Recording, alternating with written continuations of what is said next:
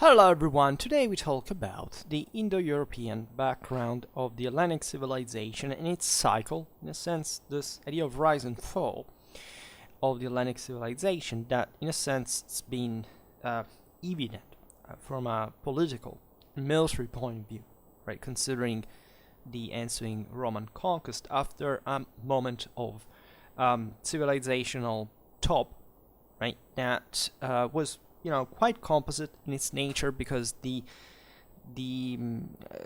say Greek history more here we will be distinguishing between the later Dorian invasions, but also the previous Indo-European ones and the Pelasgian base. So and the relation between them was quite of a continuative one, right? The Hellenic Peninsula in many ways maintained, as most updated historiography has stressed, say a greater continuity in development than other areas of Europe, right? The Italics, the Romans, for example, came out as a dominating power in a much quicker way, right? And this characterized importantly, properly, the nature of Roman civilization that, however, took over essentially the Hellenic one. We know that culturally speaking, and this is what the same Romans said, the Romans were eventually, heavily influenced by the Hellenic culture, not Hellenized really in the sense that there are people today, I don't know, it happened to me in my life to believe that, the Romans were kind of a Greek hybrid or something, but that's actually not correct, not even properly ethnically in those areas where the Greeks had settled, right, in southern Italy and so on. And there is indeed a very sharp distinction that occurs mostly from a chronological point of view, because today we will essentially provide with an Indo-European pattern of interpretation of history. And as we will see, let's say Hellenic, decadence occurred very early in time, right? What is commonly instead indicated as the moment of greatness, right? The humanistic, lay, rationalistic Greece, the one of the polis, the one of the great culture that flourished also in the arts, properly in democracy, right? And that instead marked indeed, and we've never actually made a video on the strictly military dimension of this story, but we have talked enough about Hellenic warfare to stress the material nature of it, differently basically from at that point from any other Indo-European people in the same Europe that was dramatically more warlike, right? The Greeks developed a civilization that surely in this sense was able to manage say warfare in a much more say mediated way, organized way, that they had a lot of material resources. But in terms of the personal involvement, with the usual exception of the Spartans, the Hellenic let's say peasant soldier wasn't fundamentally wasn't a professional, wasn't a warrior, wasn't anybody who saw war as an aim, as fundamentally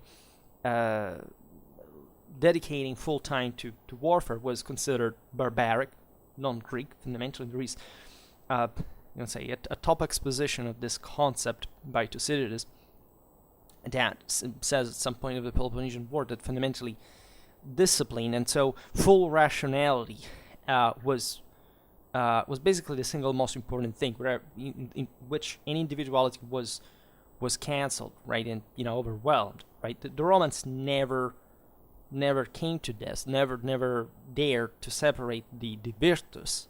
That is actually very few people know this, but it's absolutely the same identical thing of what the Romans eventually and linguistically, and so that's why also we think there were two different things, but it was the same thing indicated in some other populations like the Germans, etc., as the furor, right?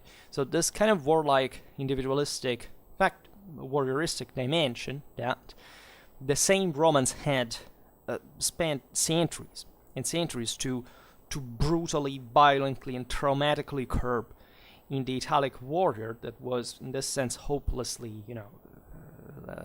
heroic in that mentality, to frame it under an equally violently and rigid and inescapable discipline, but never eliminating the virtus, right? And this combination is actually proper of many peoples that made it historically, that were, yes, advanced, so in the way that they could also properly materially sustain an expansion like the same Romans did, but that had primarily, arguably, this primacy, let's say, in the moral superiority that allowed them to, just like the Romans did, that considered themselves as a chosen people, just like the Jews and just eventually like the Franks, right? That these were people that never ever even thought at some point that their mission was not to literally take over the world. And they succeeded. And actually, I'm planning to make lots of videos about this topic because there is all a kind of materialistic, view of history that has taken over in the West for multiple reasons. It's not just because of Marxism, of course, that kind of prevailed culturally in Western universities after World War II. It's probably yet another view of conceiving say, since the 19th century, the idea of progress, of modernity, etc., that denied, in a sense, especially in the westernmost narrowly meant Western, in fact, culture, the idea of superiority, a reason for which we still believe today. I don't know. I mean, some people still, unfortunately for themselves, believe that things like that, what makes civilization is technology, or is this sense of continuous growth or secularization or all this stuff. And history repeats over and over again that actually it's the other way around.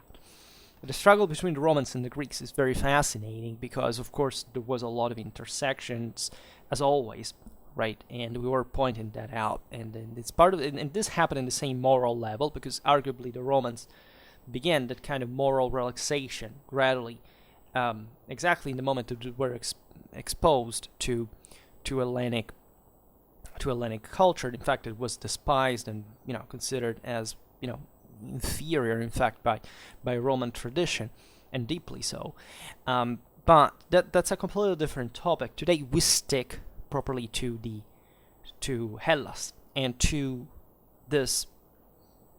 We'll be saying a lot of things because it's about the cultural impact that the Indo-European invasions, these waves, right, multiple ones that we mostly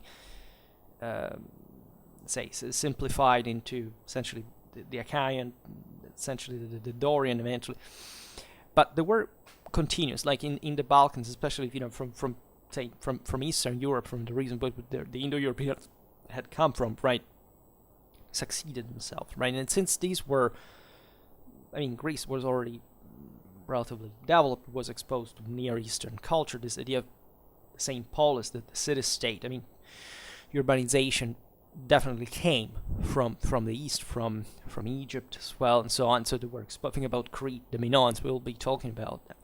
So we also define the pre-Indo-Europeans mostly as the Pelasgians, as basically the peoples gravitating around the Aegean in that case, but also more broadly meant this contact with the Near East and Egypt as this cultural dimension, an agricultural century one that had developed a spirituality was deeply opposed, in spite of the intersection also present here, of course, to the celestial, Uranic, Apollonian,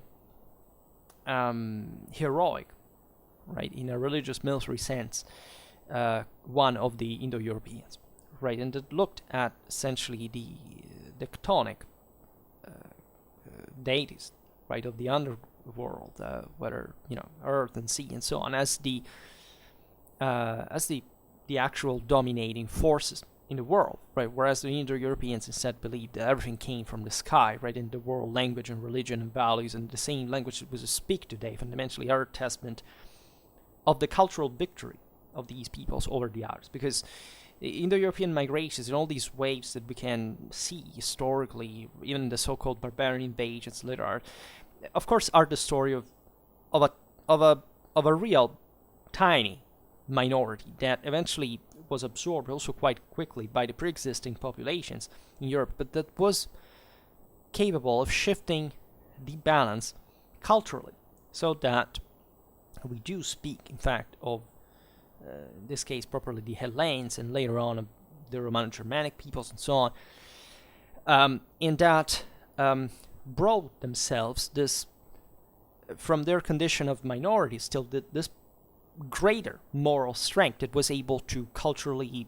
take over in the same way we do today, and how much we're connected to that world in spite of secularization, which was another thing that occurred. It can be seen as a consequence, let's say, of a chthonic dimension that still we mask in other ways against, behind the idea of progress, of modernism, progress in a ideological sense, but that actually has to do, as we will see now, with the shift of a moral paradigm within culture itself. And so it's hard to make these considerations because of the undoubtedly enormous importance of Hellenic civilization, as we have stressed it, conceived in a kind of modern republican sense, democratic sense, right? Very big words and actually hide a very different reality. Even in Greece, that was the top of that by scale. And that surely produced an incredible amount of cultural output, and there's no doubt about this. But still, we have to acknowledge, in fact, the decline, at least the subordination, the subjugation, the conquest that occurred at the hands of others. And as we will see better with the Romans, and why, because we have to explain in there why Rome took over. So, as we were saying, we're looking at the waves of Indo-Europeans that sometimes we can't even properly trace. As far as I know, historiographically speaking, we arrived to the point of denying a bit too much of iconoclasm around, in my opinion, from a heuristic point of view, say, of the so-called Hellenic Middle Ages, right? So this alleged dark age between, in fact, the Mycenaean, let's say, between essentially the end of the second millennium, beginning of the first BC, and the Dorian invasions and the Hellenic civilization as we intended from especially the end of the 7th to let's say beginning of the 6th century, then instead could be identified in a sense in the moment of that kind of Indo-European let's say deterioration in culture, let's say, in the favor of the pre-existing Pelagian substratum, right? And also in part of the previous one that had already been absorbed, right? The previous Indo-European migrations had already been absorbed by the same. The thing can be explained, of course, in terms of demographic ratios, right? The Mediterranean, of course, was richer, more populated, so these northern invaders were in a sense destined, say, to be absorbed by that, right? And so, but what we see here is that culturally speaking, too, this Pelasgic prevalence kind of came back, right, in this form of essentially Demetrism, agricultural chthonic mentality that is exemplified by the mob, by the plebs, let's say, by the demos that eventually brought the polis as democratic systems to the fore, as in opposition to a sacral aristocracy, right, and the tyranny that is loaded, as you know, in Western civilization, is with extremely negative meanings and bias, and even distorting properly what the historical reality is, because being a tyrant, even at the time in Hellenic, was not considered like a negative thing, because properly the political form was just kind of a more monarchic one, but it was not necessarily tyrannic and with a negative bias that we intend today. So we have to really make an effort, especially if nobody has ever heard of these topics, never studied Indo-Europeistics, and this is actually the ABC of it. I'm not saying anything strange or different. It's just that there is an enormous, again, enormously biased narrative through which we have read such thing. Just think that influenced even properly the way we study even military history. Think about Reaganian hoplitism, Hansen, and so on. This idea that came out describing even Hellenic hoplitic warfare in a way that came from the mindset of people who had been traumatized by the idea of hand-to-hand combat after the Vietnam War, and even properly denying that the most not the overwhelming but still very consistent, very clear evidence even from art, from literature, etc., that we are rendered about what hoplitic warfare concretely was, right?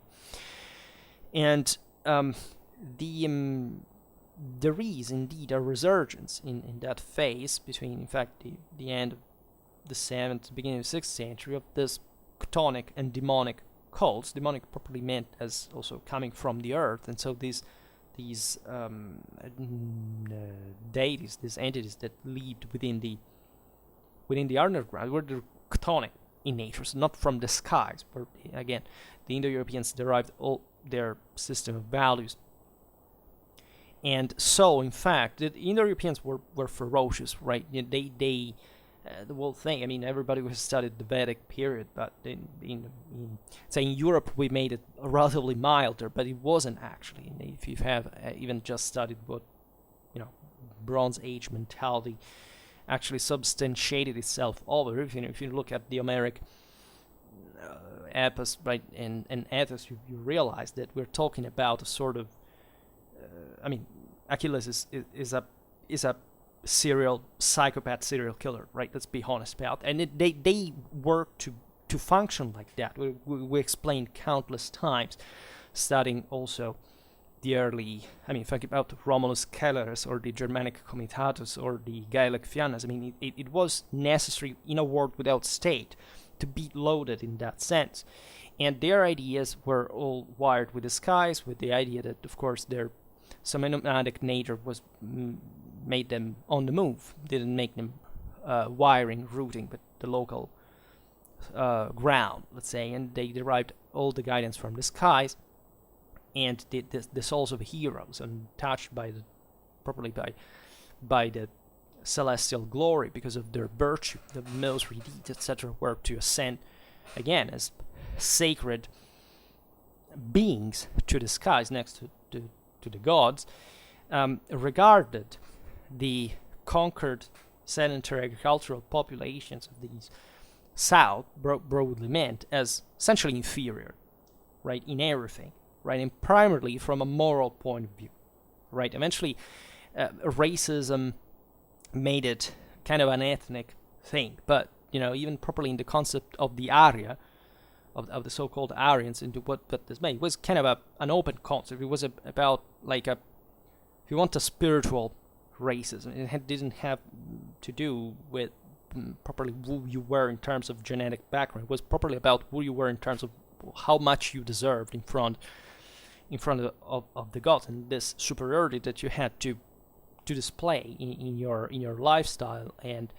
in this atrociously aggressive-minded and systematically imperialistic mentality taking over, as they succeeded in doing in this sense. So the resurgence of the masses of the the people, all the anti-aristocratic essentially revolt that occurred at the root of the democratic regimes in the polis, in an anti-monarchic sense, against why the hoplites fought.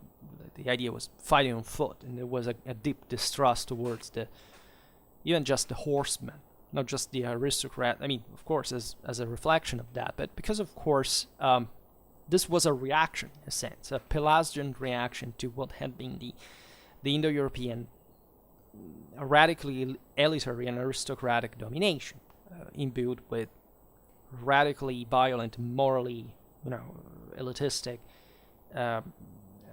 military, religious values of superiority. It's the idea of warfare, the hero warfare, right? The he who comes loaded in armor on the battlefield, chariot, challenges the enemy, ideally in hand-to-hand combat is literally transported by divine glory there, right? And this is exemplified by the fact that all his retinues bring him there literally just to prove this pure, as if it was absolute warfare in the Clausewitzian concept, ideally, right? And believe me, it's really connected to that, right? Of course, reality was quite different because heroic warfare never quite happened, but indeed, those societies up to that point had been kind of aristocratic in nature. And actually, if you even look at what Hellenic democracy substantiated itself in, it was never... yes, there was some kind of properly, at the end of demagogic degeneration, especially in Athens, famously enough. But let's say, aside from Attica and the Peloponnese, this properly democratic model was not quite achieved, right, fulfilled. It was a much greater deal of aristocratic character in lands like even Boeotia or other, in the surroundings, were still tyrants, monarchs in a sense, ruled. The same Spartans in a sense maintained part of this, we'll see now, but even in the colonies, right, overseas, there weren't properly the conditions to make democracy, let's say, as in Athens, fundamentally work, as we've seen. And that is mirrored also in warfare by the presence of, cavalry in basically, aside from the Greek motherland, it wasn't really anything hoplitic in nature, nor was ever imitated or organizationally by even the other peoples that enter in contact with the Greeks, right? It was something like a true exception. And even if you study properly Hellenic motherland warfare, I challenge you to actually find me an hoplitic battle that is, conceptually properly so, right? If properly and exclusively without any kind of diversion, just the two phalanxes facing, straight and, with no diversion, just ending that throughout that frontal clash. Right? It's none of that. There is cavalry here, there is some other movement there, and it's always different. And it evolved, and it lasted for a while, but still always changing. And so we will talk more about Hellenic warfare at some point to stress how we have created a mythology about the same democratic ideal. In any case, what we observe is that by schematizing, let's say, in the Achaeans and Doric cultures, let's say, is the Olympic ideal that is beautifully expressed in the Homeric cycle, right, with the cult of the northern Apollos, of this idea of the Hyperborean, like the great light of the north. The Indo-Europeans kind of followed and derived their strength from, and so on. There is naturally a profitable criticism of how the American cycle actually drew from an Indo-European base. Of course, if you study a Near Eastern Semitic epos of the same time, what we think when the Iliad was composed, especially the Iliad, because the Odyssey is something else. It presents much more, in fact, Pelasgian elements. It's another thing, but there are great similarities, right? Also with the Mesopotamian heroes, the idea of honor, the warlikeness, and so on. So here, yes, we talk about the Indo-Europeans, and surely in the Homeric cycle there is a much greater overload of that than modern historiography, at least the most updated one, is willing to believe. But let's also remember that the world was pretty homogeneous at the time. It was pretty similar. So also other cultures kind of shared that, and also they had partially been influenced by the same too. I mean, the Indo-Europeans had been everywhere at that point, in Anatolia, Mesopotamia, and so on, right? And so in other peoples that had also not much to do with them, this was in contact with them, had similar ideals, and also transformed morally in different. Because the idea is, of course, that this heroic dimension does get surpassed, right? Civilization progresses in a way that people tend to, to draw away, if they can, from this kind of ultra violent, individualistic cultivation, because they can't make things work in a different way, but still they lose, let's say, that kind of, the thing when they still got it, right? And to properly make it a will of power that is providing them with the moral force of considering themselves the ones that have to make their own destiny and taking over the world, as basically every single people at the time actually was struggling to do, right? It was not really any other moral horizon at this point. I mean, nobody at this point had ever said things like that, I don't know, slaves were human beings, right? That had still to be told. In any case, in Hellenic civilization, in Hellenic culture, we see properly this quite powerful mark of the Indo-European conquest and the subjugation of the Pelasgian population, of the pre-Indo-European ones. It's the victorious struggle of Apollo against the serpent Python, right? So the typical victory of the Apollonian over the tonic, and that is, of course, portrayed even, rather than just symbolized, underneath Apollo's temple at Delphi, right? That is ideally the center properly of Hellenic culture, when all the polis gathered representatives to decide where to go at war, because they were under Apollo's properly the great light of the north, of the power of the skies, of the military glory, that tell them what to do, taking that decision. A bit like the Imperium, if we were to speak in Latin terms. And what is meaningful of Delphi is, of course, that the previous cult existing there was the one of the oracle of the Mother Earth, right? So the dominating chthonic symbol of the Pelasgian peoples par excellence, Gaia, right? From which geo, from the earth, properly means. And this was all connected to symbolism, for example, the demon of the waters, a bit like properly Python and the snake of the primordial waters of the chaos, right? Where here it's essentially also a sort of Pelasgian Poseidon in a way. We will talk more of the Olympic hybrid, of course, that saw the presence of Olympic deities that were still, however, kind of partially Pelasgian derived, or at least that dwelt in the chthonic element, as also kind of a replacement, but also a mix.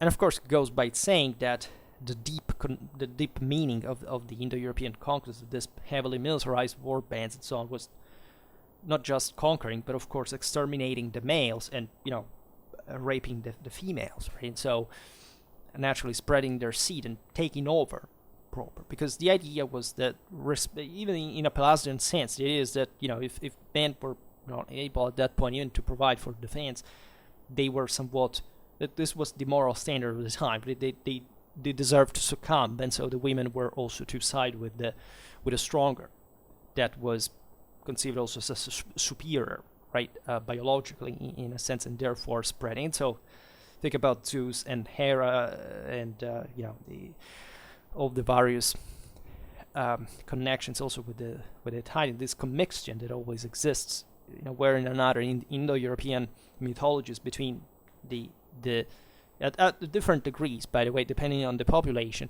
And in the Hellenic one originally was quite strong between the Uranic and the Chthonic.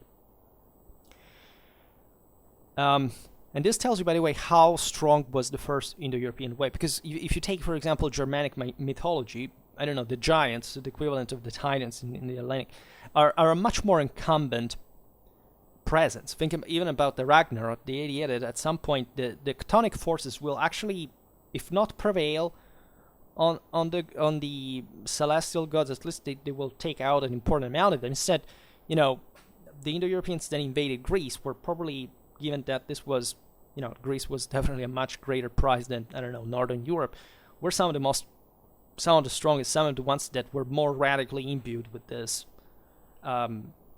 militaristic, fanatistic ideology that that would properly wanted to sanction the fact that it doesn't matter how strong, let's say, the development in this Mediterranean words of these pre-existing cultures were, they had come to properly impose their own rule and to properly shape the whole worldview, even in that case. And yet, the hypertrophic, let's say, chthonic element of the Aegeans here prevailed at some point after these migrations, and this is the leitmotif of today's video. So this was exemplified by what we know, also kind of better, because it came into an era where things were much better documented. In fact, the full, when we think about the classical age, right, the golden age of Hellas, Dionysianism, think about the Orphic cult associated with their Aphroditism, even Pythagoreanism, right? They were all, contaminated with some Indo-European elements as well. So it's never even, a complete takeover, but still they were prevalently chthonic ideologies at that point. And this reflected on the political and social forms, of course, as you understand. And this is a pattern through which you can interpret all history, right? The idea that, after all, the elite should be an ultra super qualitative, element. Only the best should rule because they're the best one, so they know better than the others, right? And so this is, say, democracy today is not an option in the sense that, considering the world pragmatically today, it's really not an option. But in terms of having, of recovering an idea of meritocratic, radical superiority of that where only the most capable are actually, at least they should have more prerogatives, even in voting, in leading, etc. It's a talk that we started having again, because we have seen that, of course, the masses do not really seem to be anything special in terms of moral, any kind of properly human capacity, right? One thing is having potential, because all humans have the same potential. Another thing is see what this translates to in action. And if you tell me about today's times, it doesn't really seem that the majority of people achieve anything really worth of consideration. And this affects all an ethical dimension, as you understand. We have seen the various stratification, first of the Achaean, the pre-Indo-European populations, and what we call as the Achaeans, roughly, and then the Hellenic populations. And is there a trace of this? Like, what can we see in ancient Greece that we may observe in a sense of this? For example, in Italy, as there is maybe it's even more evident in a sense, given that the land was kind of more barbaric in nature. In Greece, we see instead, in fact, this pre-Indo-European element being already strong, but in some more traditional societies, like the Spartan one, that after all is still, even in its political essence, still part of that kind of process of democratization after all. We can see, however, especially in that one, a class tripartition in the, famously enough, this Spartiates, the Perieces, and the Helots, that could reflect improperly this partition. Like the Spartiates, essentially the Hellenes, the Periekoi, essentially this pre-existing freemen that ruled over, and the Helots as the so that would be the Achaeans, and the Helots as the slaves, and so this pre-Indo-European population has been subjugated, dominated, and think about in Sparta just properly even the ease with which the young Spartiates were advocated, just going to kill, rape, damn, the slaves that were basically functional to that kind of purpose. And thinking properly of in the Spartan warlikeness mentality, that was actually nothing in comparison of the average, I don't know if you tell the average Celtic or Italic contemporary mindset, but still was quite reflective of the radically violent Indo-European ideology that in fact brought the Spartans, without any other particular qualification, to be the best of the Greeks at war. Because why? Because simply we're bred properly in the idea of this warlike elite that, in a sense, probably also from a demographic point of view, as you know, was one of the weakness of the system, because the Spartiates were just a few. But that in this quasi-feudal system, where the slaves had to work for them, were still qualitative enough to as you know, train for a longer time, especially, as always, collective training formation, to be quicker than all the other Greeks to line up, to advance without losing cohesion and so on. They also had some more individualistic training in fencing, swords and so on, but should not underestimate completely also the other Greeks in that sense. But the others didn't do anything like the Spartans did. And this is just by Hellenic standards. Again, if you take any Central European population at that time, they were radically more warlike than anything that the Greeks could at that point, properly, because they had already, if you want to soften, right, due to the wealth and to the prosperity that the Greeks had in that sense, not to think at war of the time, just because otherwise they would have starved to death, right? Like, I don't know, any Central European tribe. It was either you raided another, or you die, or it would happen the same to you, and that's why they were so warlike at the end of the day. And that of course sustained this with an ideology that was much more primitively violent and intensely loaded in individual terms. At the point, however, of being sometimes quite dangerous, at least when combined with a greater material availability, such as it could happen, in fact, in Rome. So, what is interesting about Sparta, by the way, is that the aristocracy had a simultaneously warrior and sacred character, and this can be observed in the names of the ruling dynasties, such as the Heracles, right? So properly descending from Heracles, and the Galileans, so literally the shiny, the radiant ones, so with the most typical heavenly, celestial Indo-European symbolism, so that they respectively claimed also descendants from Zeus and Galilean as at least symbolic forefathers in that regard, because as you know, these descended literally according to the mythology from the gods, and this is also kind of and the sacred nature of it was really meaningful. This is what the Romans thought of themselves to think about Caesar, that where the gens Julia literally descended from Venus, etc. And from kings, by the way, were loaded with incredibly sacral character in that sense, in a ultra-terrestrial sense, of course. And the pre-Indo-Europeans, of course, owed much of their cultural influences we're talking about in Greece, Crete, and so to the Near Eastern, in fact, Syro-Egyptian cult and custom that had been the dominating ones for millennia. What is interesting is the Hellenic memory of such pre-existing state of things. For example, Herodotus in the Histories 156-844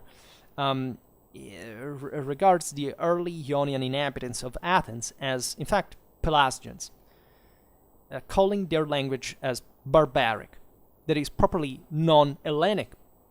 So you understand what happened there. Of course, the Hellenes invaded and took over in that case, Athens, already existing as a center, coming to rule over peoples that were, of course, another people, as the Hellenes at that point were foreign invaders that didn't have much to do with them. And we could digress on how even what fascinates us so much of Greek culture is the in fact, the almost hypertrophic and very shaded and semantically rich character and so on. This is, in a way, and also in the mythology, differently from other, and also the one that we know better, in a sense, of the Indo-European peoples, but it's still, we realize that it's also so rich because of this Pelasgian element that kind of injected so much of pre-existing culture, something that had been sedimented from millennia, so that was also kind of better documented. We know much less about the Roman sagas or we're fortunate to know something about the Veda, of course, about the Germans in part, about the Celts we know less a little bit, but still we realize that among the Hellenes that have the best documented mythology, much of that mythology was already not properly Indo-European, right? So sometimes, in order to understand the top ones, fundamentally, from the Hellenic one we get really a lot, but without essentially the Roman and the Vedic mythology, we couldn't really understand most of properly Indo-European culture, because properly there are some much more radical and kind of originally, meanings that are laid out in a much more open, effective, and relatively uncontaminated way, or at least properly created, especially in the Roman case, through a dichotomy that stressed highlighted the opposition and the difference and the characteristics of the Indo-European and pre-Indo-European substratum. So, the similarity of the Achaeans and the Dorians with northern stocks such as the Celts, the Germans, the Scandinavians, the area in India and so on are pretty well known, right? We don't have to make it a racial point necessarily, because again, these invaders were after all a few, but it's their culture that we're observing now, and so that the strength of the same, this moral dimension managed to take over. So this is very important, properly in a strategic sense, because it meant they had the initiative, they had the offensive, they had the upper hand, right? So they were the strongest, and they were the ones that came to rule. And this is exemplified also in art. Think about the geometric period in art, in pottery, that reflected the early Indo-European vision of the world. It was deeply schematic, because it reflected the astronomical cycles, right? So it had this, in its geometry, a solar clarity, an essentialism, a simplicity, right, that signified the liberation of the individual, that got to the root of the celestial power, of pure essence, of light, right, of superiority, this primordial root stemming from the cosmos. Whereas this Doric element fundamentally is grafted within the European invasions over the chaotic organicism represented in the local pre-existing let's say animal and vegetal art, mostly, as it's best exemplified by the splendid Cretan Minoan civilization that is deeply chthonic, gynecocratic in nature. And so it's properly the idea of an Olympian, what would become properly this great figure of the northern light and the northern mountain, the snow peaks and so on, that essentially emanates this force to subdue the chthonic elements, this crawling subterranean dimension of god snakes, men serpents, demons, with donkey heads, right? The black goddesses with horse heads, and all a series of magical cults that have to do with either the subterranean fire, the deities of the waters, right? Naturally, this is the depiction eventually was mostly made of the, of the emperor. So they were properly demonized. Much of the mythology passed through, I mean, European mythology passed through properly the negativization of these elements as inferiors. But indeed, the hybrid with the zoomorphic, phytomorphic characteristics of these deities of the underground of the seas and so on were present in the pre-existing art. We know that, and this is something that, in perspective, to take a very long shot, it's still lived on in the way the prevailing Indo-European culture in Europe also made its own certain elements of Christianity that, albeit being a Semitic religion having a lot of canonic elements itself, kind of, especially even by bias in Western Christendom, kind of maintain more this essence of the heroic idea of the light and so on. And even if you think about the witches, this kind of dark demonic forces, etc., fatalistic kind of emotionalistic, subjectivistic elements that have been commonly seen as negative forces in the West. Those are, in a sense, hairs of that tonic dimension. And again, let's stress here that these peoples had lost factually their freedom over the Indo-Europeans. So I know that's also not properly another great popularly, widespread idea, but indeed a people that is not able to defend itself has something wrong with itself, right? So it's not fault of the terrible invader. It's just a barbarian. There is something that has gone wrong, right? If you are not able to properly defend yourself anymore, there is some kind of moral inferiority that has brought you in that incapacity, especially when you are actually even materially provided, such as our civilization now, and still there is a moral crisis where the fault is yours, right? So you cannot whine and pretending that there isn't something that has gone wrong really there. And there are certain models here of individual responsibility and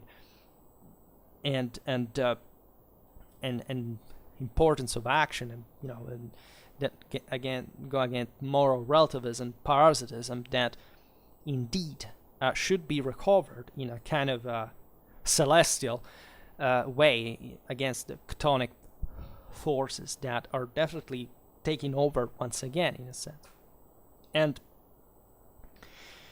there are many historical, pseudo-historical legends and so on. Think about the demise of the legendary kingdom of Minos, right? That was enthroned in the pre-Indo-European land in which the figure of Zeus that was properly known at the time was considered by them, by the Pelasgians, as a chthonic demon, and thus as a mortal being that was kind of coming to alter the local order, right? Read the hymn to Zeus by Callimachus in that sense. And in these pre-Indo-European lands, it was the Black Mother Earth to rise to as the greatest and mightiest of all the deities, right? And this was the predominant cult, naturally connected to feminine symbolism, essentially, and probably connected with other cults, such as the one of the late Egyptian, the moment of Egyptian decadence, in a sense. Herodotus tells us about two traditions regarding Minos as a figure. The first one represents him, after all, in a positive light as a king and a divine legislator, and this has probably, in fact, a pre-Indo-European backing to it, right? Something that survived into, in fact, into even the post-Indo-European phase, and that makes Minos also etymologically connected, quite likely, to other figures in the Indo-European tradition, such as the Hindu Manu, the Germanic Mannus, maybe even the same Latin Numa, right? And there are correspectives even outside, such as in Egypt with Manes. But in the second version, the Minas appears, so this as a very negative force, and this is how the Indo-European, let's say, the post-Indo-European invasion narrative wanted to depict, as a violent and demonic power ruling over the waters, right? And so as a chthonic force, as we understand. And of course, in the Hellenic mythology, we have many figures that are deriving from the Pelasgian background, such as Hera herself, Hestia, Themis, the Nereids. These are all essentially deities connected to fertility, so this agricultural connection. The Nereids, also very chthonic in nature, is of course the seas as well. The Nereids, there are like 50, and here properly also in an Aegean dimension with so many coastal centers and importance. The word deities scattered properly, owing so much to the chthonic dimension of the seas, right? So to their fortune appearing there. And that tells you also the myriad of deities that also we don't know of, right? Because there was never such a thing like in polytheism, like a bunch of gods and nothing else. Every place had different gods, right? And just there were some, some other greater deities, better defined because they were more in common to many. And so we also get the impression as if they were the same for everybody, but it's not quite the same thing. And everybody who knows history of religions knows how many different traditions exist about different gods. Here about Minos himself, right? Kind of a demigod almost, and so we see here a Demetrian character in general. Also the lunar mysteries, characterized by this, purification rites typical of the moon, the woman's moon. I mean the menstruation, fertility of the fields, and so on, and that were quite present, in fact, in these cultures, as we've seen. For example, the importance of priestesses in these worlds was quite strong, right? For example, if you look at the priestesses of the sarcophagus of Ajatriada, right, we see that there in there were the Minoans. They had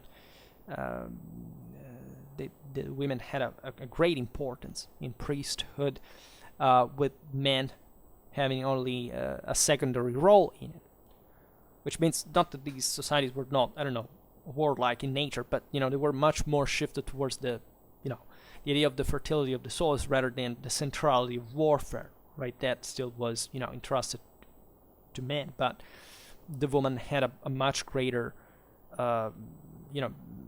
importance and sacrality attached, and probably also element of rule, matrilinear, also power derived more matrilinearly. And there are some properly matriarchal characters in this in these worlds, as we can see, in fact, among the Minoans, or also among the Etruscans, as we will see at some point, and how much the Romans kind of used that as a dichotomy instead from the Latin Indo-European kind of virile, militaristic, celestial perspective against a chthonic dimension of the Etruscans. As think about their necropolis, their very dark art, and kind of idea of the underworld and so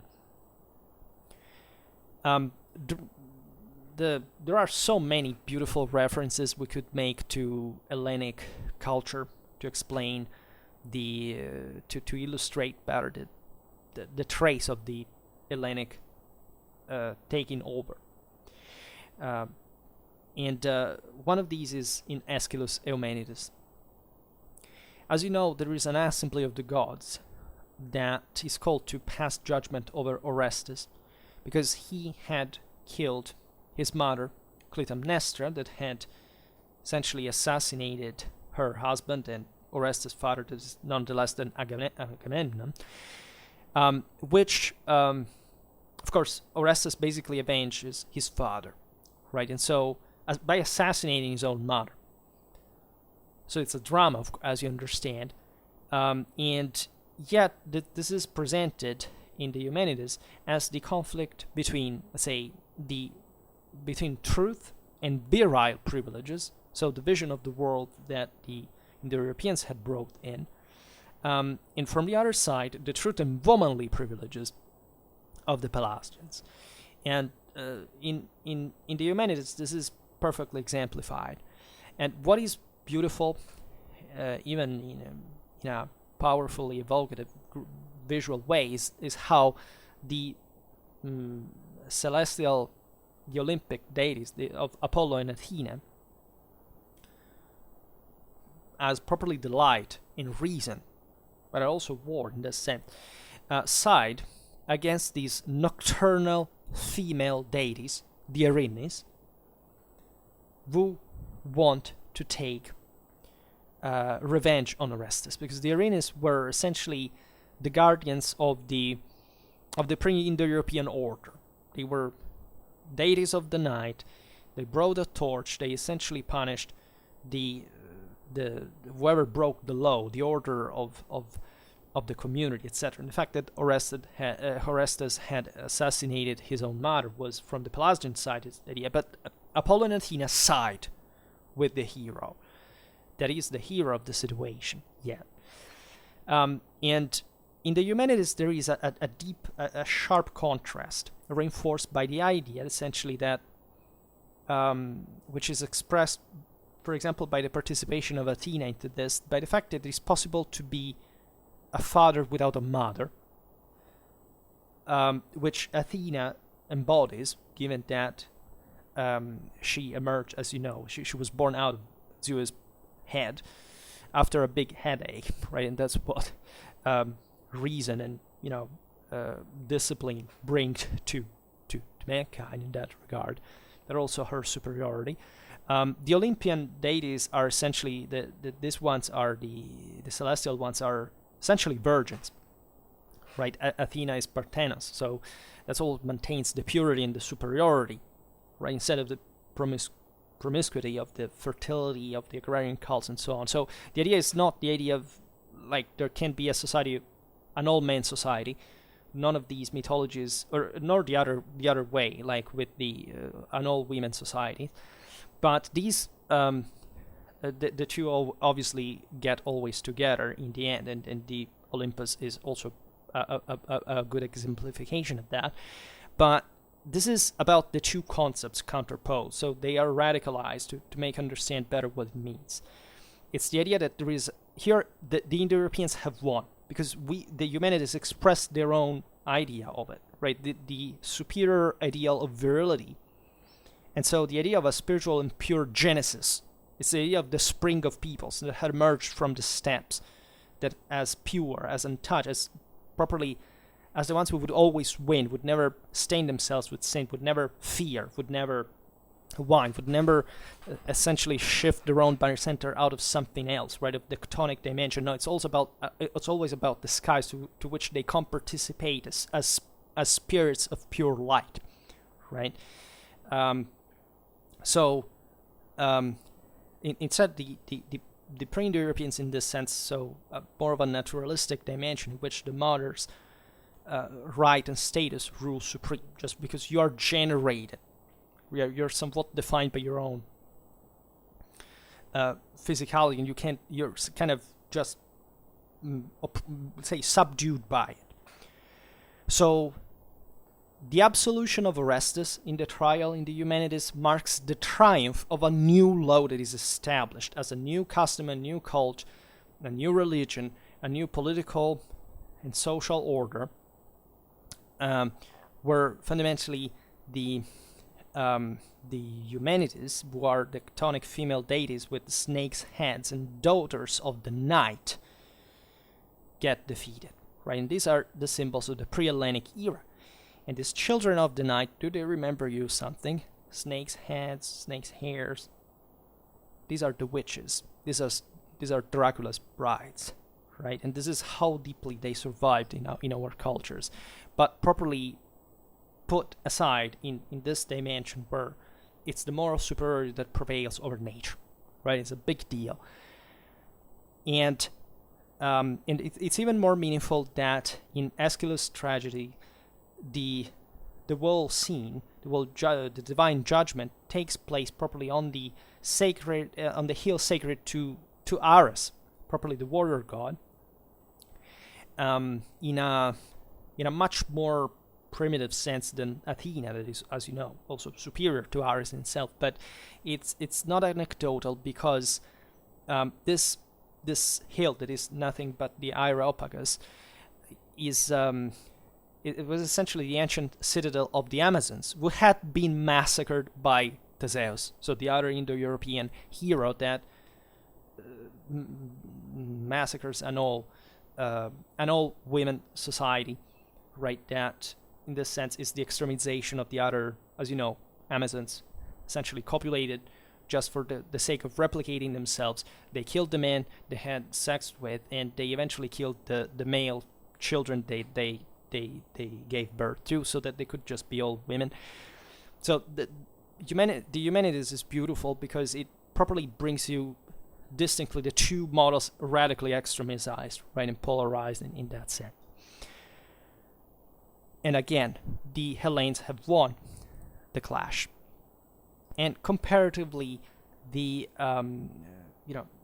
Olympus is so similar to, for example, the Eddic Asgard or the Vedic Mount Meru, right? And it's properly the idea of the northern light, right? Of immortal and luminous dimension from which the essences essentially spread, right? That were to rule over the inferior earthly beings, right? That dwell the crow in the earthly dimension. The idea of superiority, of inferiority, and this is present in all the Indo-European mythologies, as you know.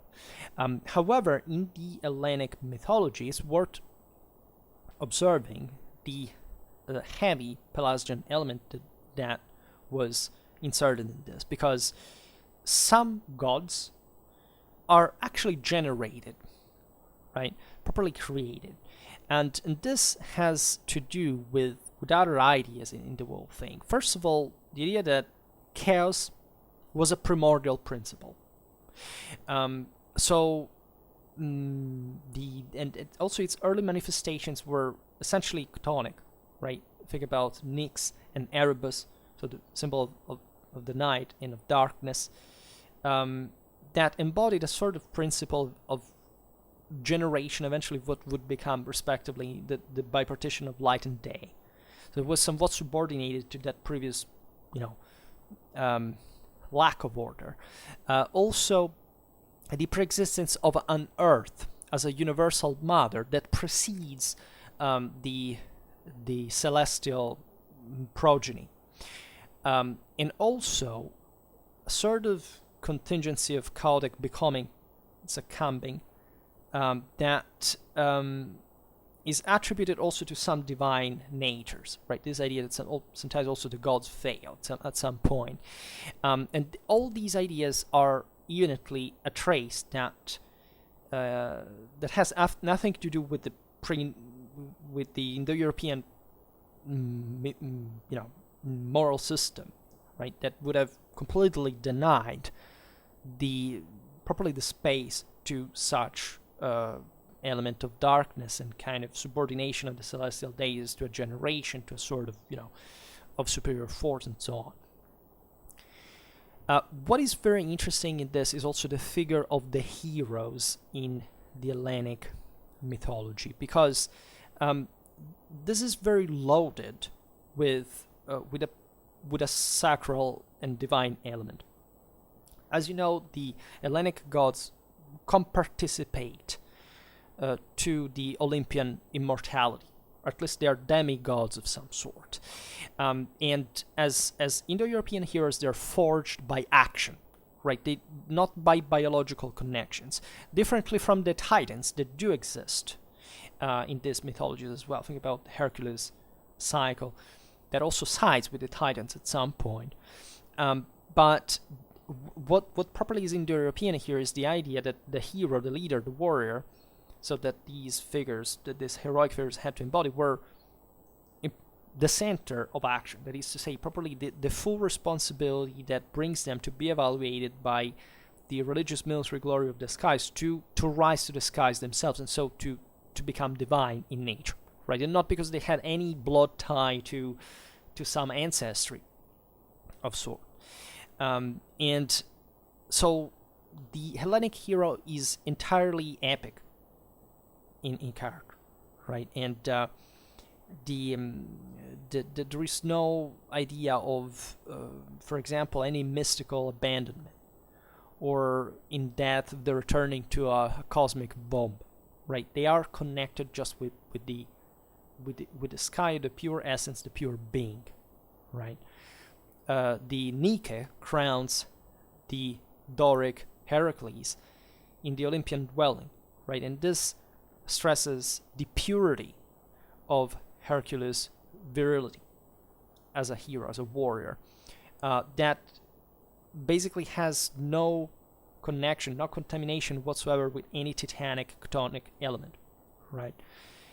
Think even about the anti-heroes, or these kind of ambiguous figures such as Prometheus, that fundamentally endows mankind with, as you know, the capacity of fire, so forging, of becoming something that up to that point the chthonic forces had not had, because just the Olympic gods were the ones with power. Instead, that myth symbolizes the fact that also the vulgus, let's say, had acquired a military capacity, which, if you think in a politic sense, also later on, is quite meaningful. It's it's something you find also in the Bible. It's common to many different mythologies. It's the idea. It's explaining how technology and science came to be, right? And so something that was technologistic in nature, if you want. So it's sort of trick that would confer. Why is Prometheus punished in the terrible? Because it would essentially give anybody, literally to anybody, the magic formula to make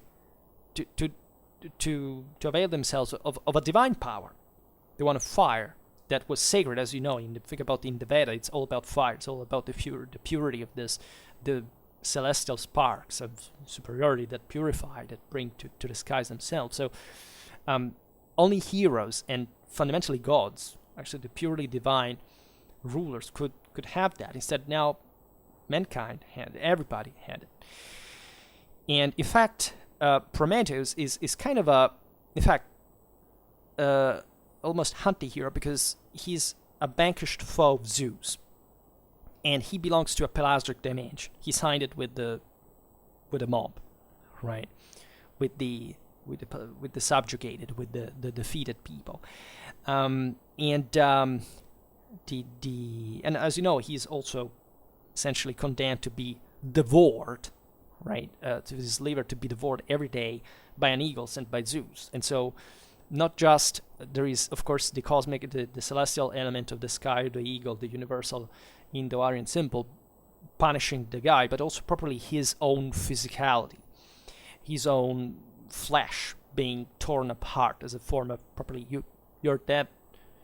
Not just that you did something terrible, you have to suffer, but you have to suffer in the flesh of what you fundamentally are made of, right? So of something inferior compared to the pure light of the heavens.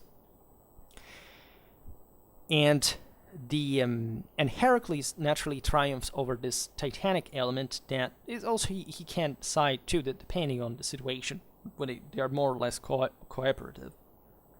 In fact, the same Prometheus fundamentally is freed after signing with the Olympian gods. Heracles himself, as we've seen, destroyed the Amazons as well, and so the gynecocracy, and he manages to wound Gaia herself, the great mother. He also took the Asparagus apples after defeating the dragon, and here the biblical parallelism is striking, right? While in the Old Testament you have essentially mankind condemned, right, by having essentially stolen the apple, right? So subjected to his own tonic dimension, suffering in the flesh, original sin, and so on. Here you have literally the superior being that puts himself at the same level, say, of divinity, it manages to take the apple and also to defeat evil, defeat the dragon, the snake, that instead in the Bible fundamentally remains as an element of negativity. It's Satan, right? Instead here, the hero defeats that symbol of negativity, right? It is also a chthonic symbol, Pelasgian symbol. So think how, powerful these things are. Heracles also rescues Atlas, that, as you know, was put under the globe, but to bear it, right? And this is the fate that you see. These titans were essentially the heroes of the Pelasgian world that essentially in this new order created by Indo-Europeans had brought to do atrociously, atrocious things that are also, however, quite concrete, quite material, quite earthly. In the case of Atlas especially, that makes them connected with the concreteness, the materiality of the world. Because in that sense, Atlas is not quite punished, but kind of tested, right, but by that order. Also, there is a trial through fire, right? Hercules walks through it. He passes from an earthly existence to an Olympian immortality, right? And so, this is really powerful because in spite of the heavily Pelasgian influence in Hellenic mythology, what you have is a very a complete absence of any kind of passion or yearning unbroken soul in the figure of the Hellenic heroes, right? It's pure superiority and nothing else. And this tells you at the origin how strong, also properly, the clash between the invaders and the pre-Indo-Europeans had been in that regard, but also how ferocious, in a sense, the repression was, but never to take completely the pre-Indo-European element out of course. That was still at the base of this quite rich place that worked for the conquerors. And there is a sense in the pre-Indo-European world of a sort of pervasive sense of contamination that has to be warded off. It's very physical in nature. It's a bit also like in the Old Testament. It's the idea that purity and impurity is not a spiritual matter, but rather something connected to the physicality, properly the material contact, right? Instead, the Olympian Achaean ritual knew only relations with the gods, right? Were considered just as principles, right, of beneficial influences that had to be dealt with without any fear, because if you were scared, you were automatically putting yourself on a lower level, right? And there is a deep connections with the god, almost in a familiar sense, meaning that there was such proximity, an idea of in fact of kinship with the divine element in a dot des attitude, in a higher sacral sense. And the fate instead that had to scare the masses, right? Think about Hades and properly the idea of an underworld. It's also, as you know, exists in mythology, but it's initially in Hellenic mythology. But initially, this was not present, right? This was something that probably took over again during this new decline of after the Hellenic Middle Ages, in a sense that that was designed for the subjugated masses, not for the hero, because he would have never gone in the underworld as long as he proved himself to be superior to that. He's calm, impassive. It's the typically Apollonian model, right?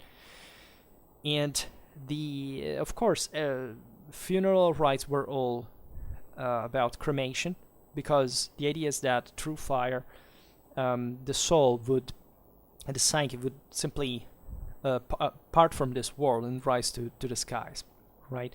Whereas the Pelagian element would essentially recur to burial practices. So the idea of, the corpse and the same soul, right, coming back to the womb of Mother Earth, and so properly also swallowed by the deities of hell, and that were not seen, of course, necessarily as a negative thing, but aptitudinally speaking, brought people to kind of fear that dimension. This is something that you find even in the European early Middle Ages, right? The idea that the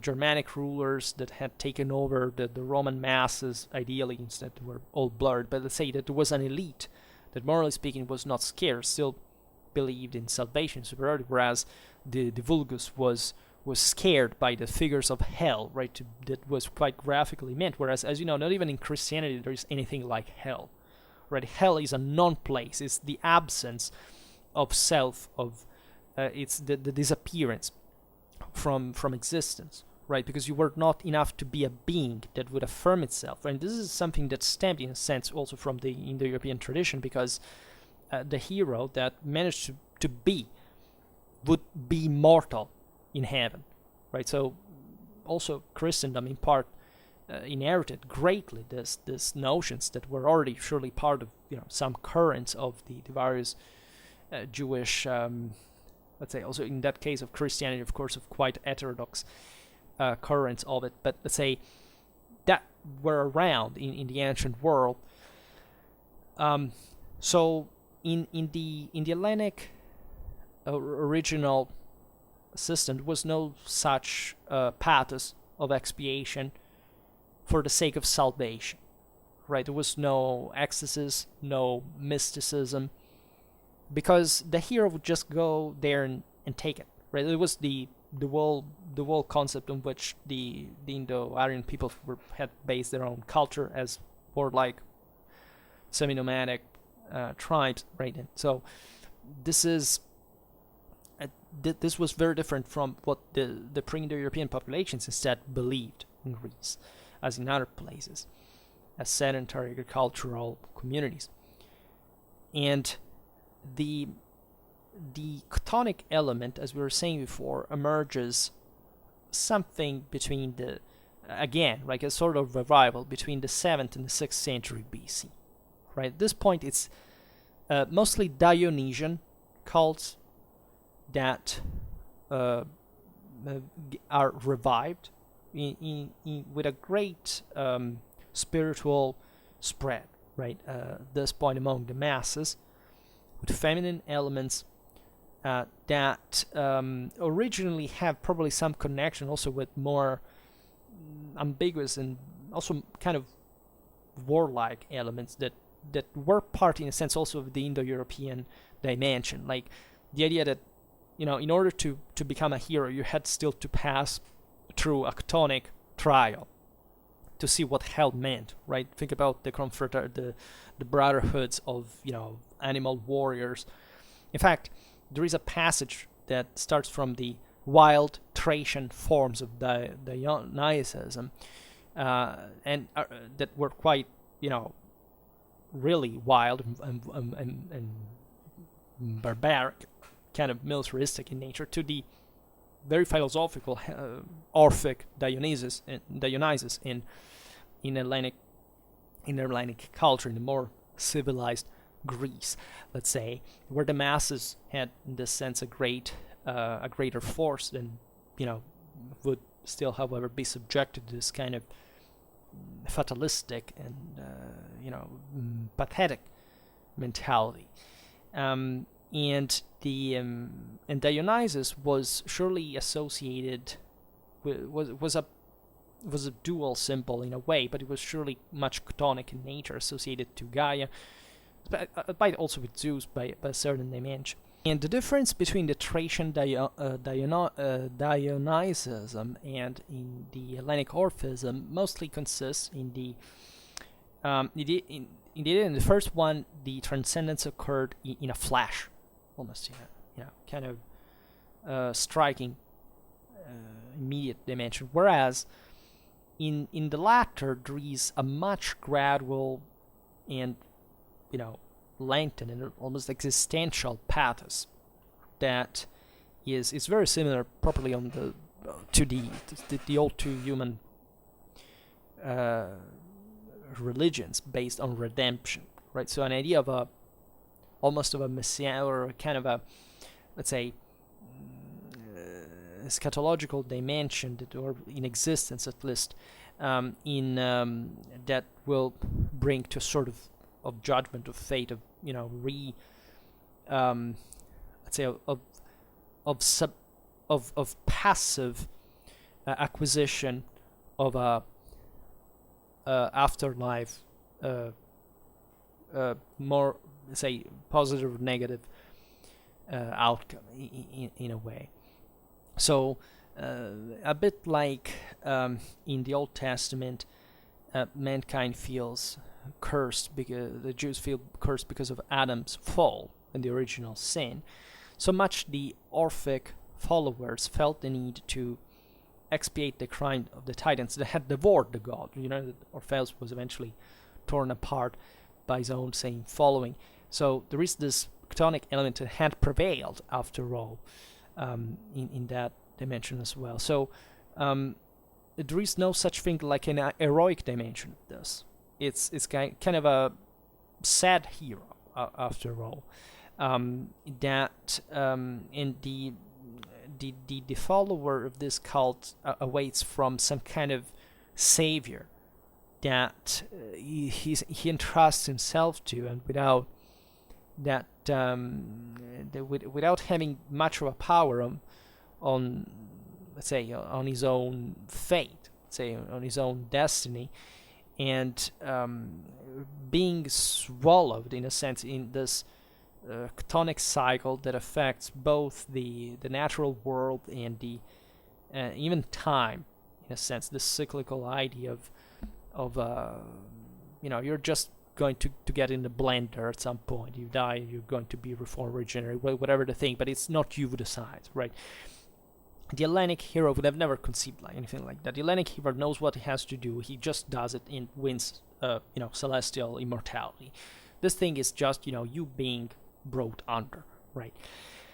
And so you understand that this all starts from a sort of fear, of anxiety, of pathos that basically cripples will, right? And responsibility and action that instead were all sacred and magically meant in an heroic sense by the Hellenic culture, and it is prevailing in Greece, but we see it through over time, even through art. Once again, for example, think about how the Doric forms are eventually taken over by the Ionian and the Corinthian ones, right? With such a greater emphasis on aesthetics, on sensuality, or probably a naturalistic interest, a personalistic expression that fundamentally drives the individual away from the absolute, right? From what should be done, independently of the feelings, of the fears, or what you just contemplatively speculate on.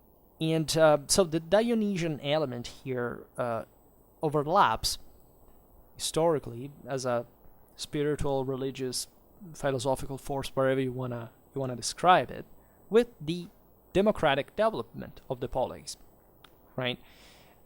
It's the moment in which the tyranny, the monarchy, the aristocracy is fundamentally overthrown, right? So initially by another aristocracy that is, however, of a lesser level, is sort of bourgeoisie, right? They are merchants. This is very well exemplified in Athens, in Cumae, and sometimes there is probably a populistic, demagogic regime installed, such as the one of the popular tyrants of Argos, Corinth, Sicyon, right? And so essentially a democratic spread widening that makes it pass from, kingship, aristocracy, middle classes, and eventually just some, no ones that just had brought to power by the demos, right? And so if you think that this is kind of a Aryan propaganda, just think that when we think of ethno-nationalism, we're seeing exactly this, that is the radically undercultivated inferiority of the masses that brought to power some, crazy bastards that made the worst things possible in the history of mankind. So there is properly nothing in an Indo-European sense that brings to consider an ethno-nationalist even as a worth human being, right? So always remember this, that ethno-nationalism is a denial of Indo-European tradition that is based on a radically aristocratic and elite thing. It's very funny when you find just racist people, ethno-nationalists and so on, they think that they are special because they descend from... they don't know that they are...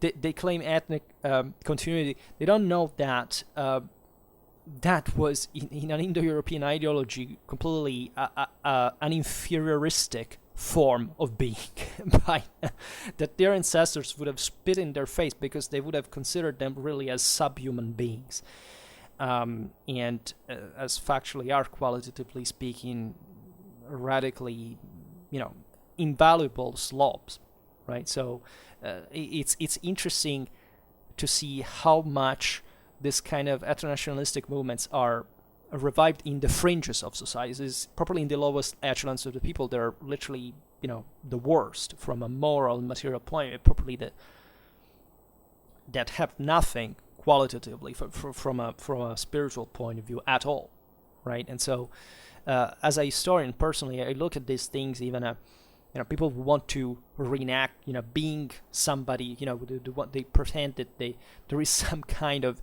equation that they can do by, dressing up in a certain way or, pretending to be simulating some kind of older combat, and they don't even know, even from any stretch of the imagination, not just all these things, but properly, by scale, the overwhelming moral superiority of what, an Achilles could be, right, contextualized in historical reality, right? It's somebody that, first of all, they would have hated because, again, these people were ferociously violent and evil, right? And evil in the sense that, again, if you didn't conform those standards, you were to be taken out. So you would have been taken out, whoever you were, right, today. And secondly, it's properly failing in a rationalist scientific sense to understand, on the basis of our historical understanding that we have today, properly the difference, again, of scale of that lifestyle compared to our own, right? Never think that you're able to, again, this is my polemics again, things like Burhart or other thing of people that just want to beat each other because they're frustrated with their own lives, not because that has anything remotely to do with any kind of moral capacity compared to the ones that they think they're simulating, right? And again, that's mostly look at the cultural background of most people that take part in those. I mean, not everybody, because there's always the every human group is not very, on average, composed by very flat, people you can really flatter in terms of individual quality. But let's say, just look at the reasons why, people today think you realize that they're just postmodernistic alienated failures. They have nothing to do with any kind of tradition that they presume to be emulating. And there is that this is a very harsh judgment, as you understand it, and I want to sound provocatory because I know that these topics are very. First of all, there are lots of people who are hungry for them, because nobody talks about them, because every time somebody talks about them is accused to be, alt-right, that again, as we've just depicted, is irreconcilable when any kind of these Indo-European values. But secondly, and also any other, of course, also the left or anything, they are actually important, because if you look at the history of mankind, this kind of moral quality of the individual has been lost, right? And I'm not saying, you see, the interesting thing here is that, of course, civilization improved. I thank God for being, in a quite tonic sense, if you want, to be born now. I would have not liked to be there. There is nothing positive in there, as you would imagine. But let's say, what I think is that we need both the Uranic and the tonic, and that in this moment in history, as in most moments in history from those time onwards, we are overwhelmingly unbalanced towards the tonic, and we have forgotten the Uranic, right? It's the same reason, as we were saying before, why Marxism prevailed after World War II, because that the reasons why World War II was fought in many ways was that ethno-nationalism, yes, was fed with kind of idealism of these kind of things, but like the masses, of course, could understand just the primitive, violent, brutal part of it, not the actual logic, because they were not educated enough. So they could see ridiculous figures like Hitler or Mussolini, or the communists were doing even worse than that, because the Soviet Union was just the fourth state, so the worst of the abomination of the dignity of mankind brought on the fore. But let's say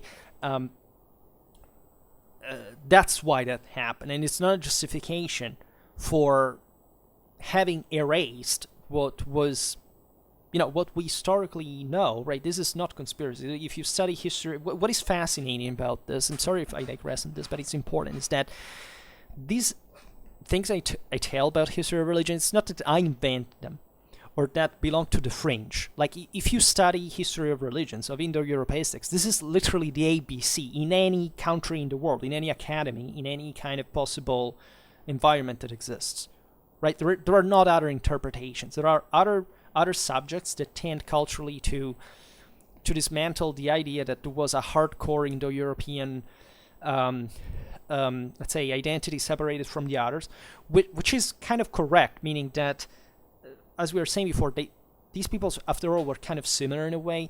These are kind of universal dynamics. The Indo-Europeans were kind of championing them because they were the most warlike by some historical contingency, right? But also other peoples had lived this, and they had tonicized, right? So again, it's not a constitutive thing, just, the whites, the Europeans. It's not just that. It's properly about realizing that this is a moral discrimination.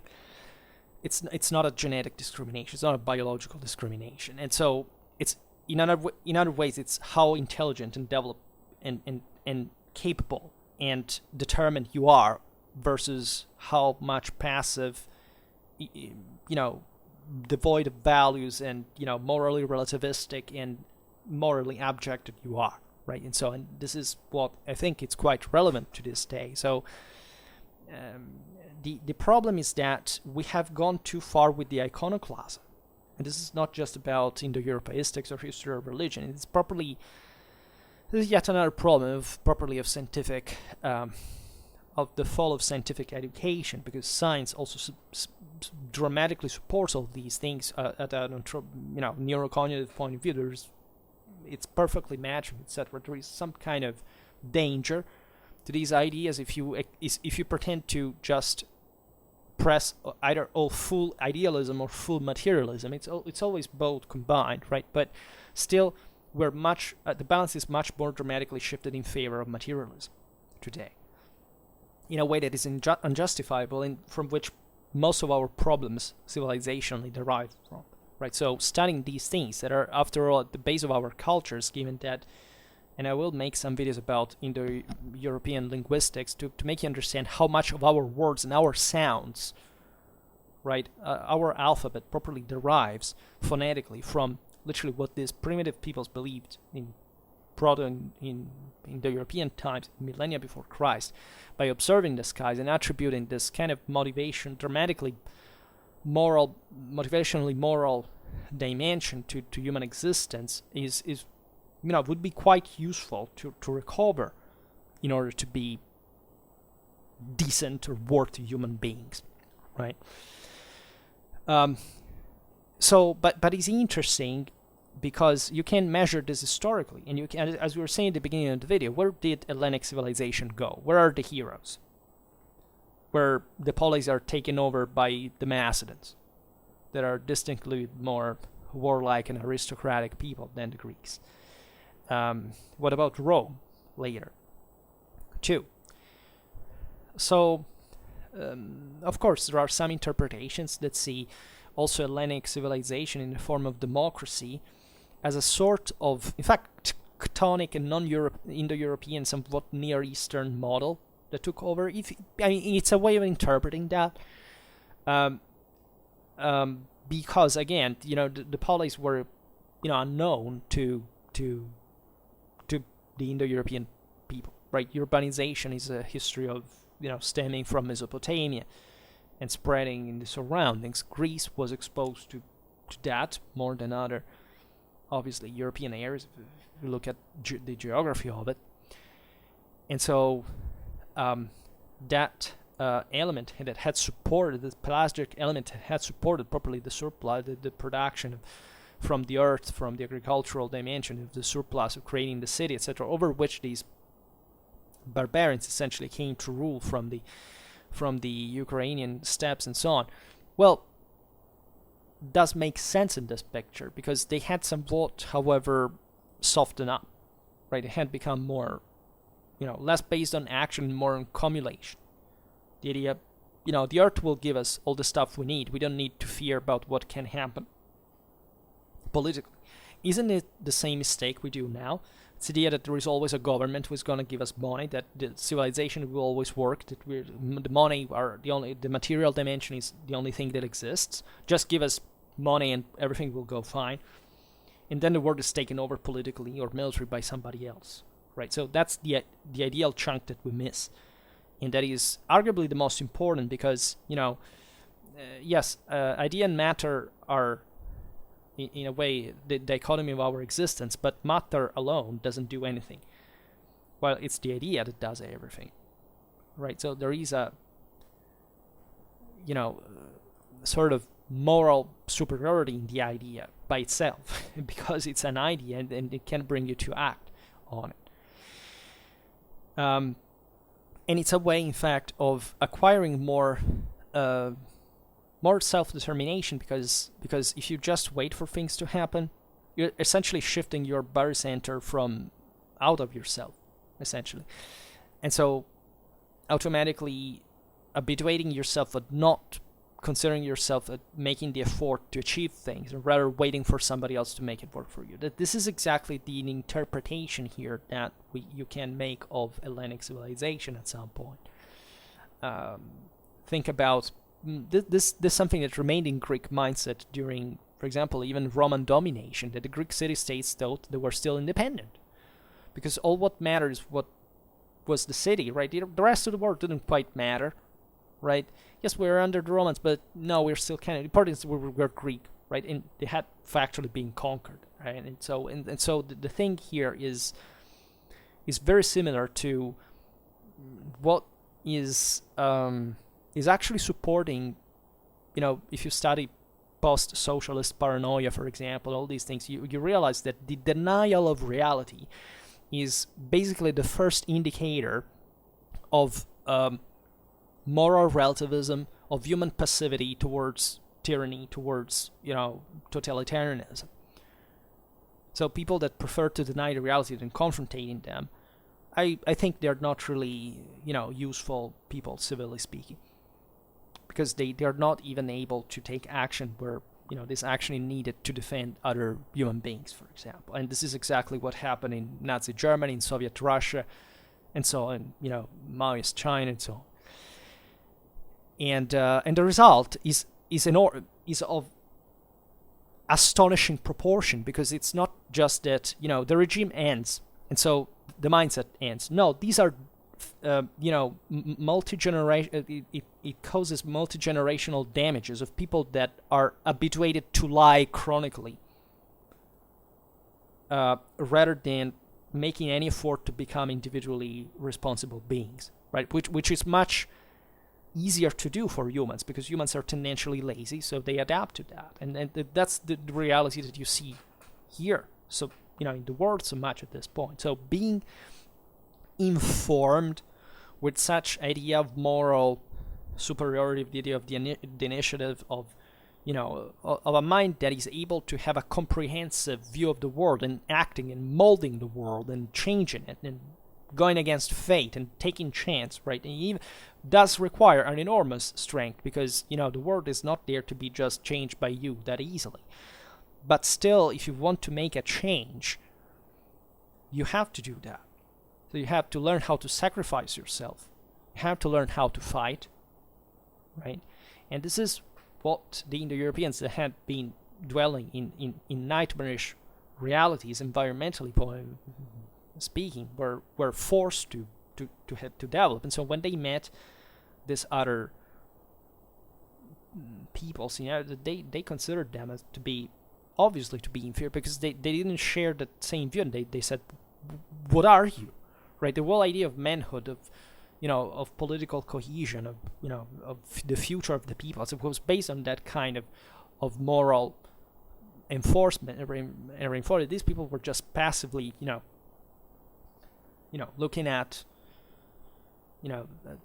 at the cycles of the season to give them somewhat to wait for that to change their lives. And for somebody who was habituated to seize every kind of strategic opportunity by force, that's not quite a good spectacle. The broader interpretation is that, of course,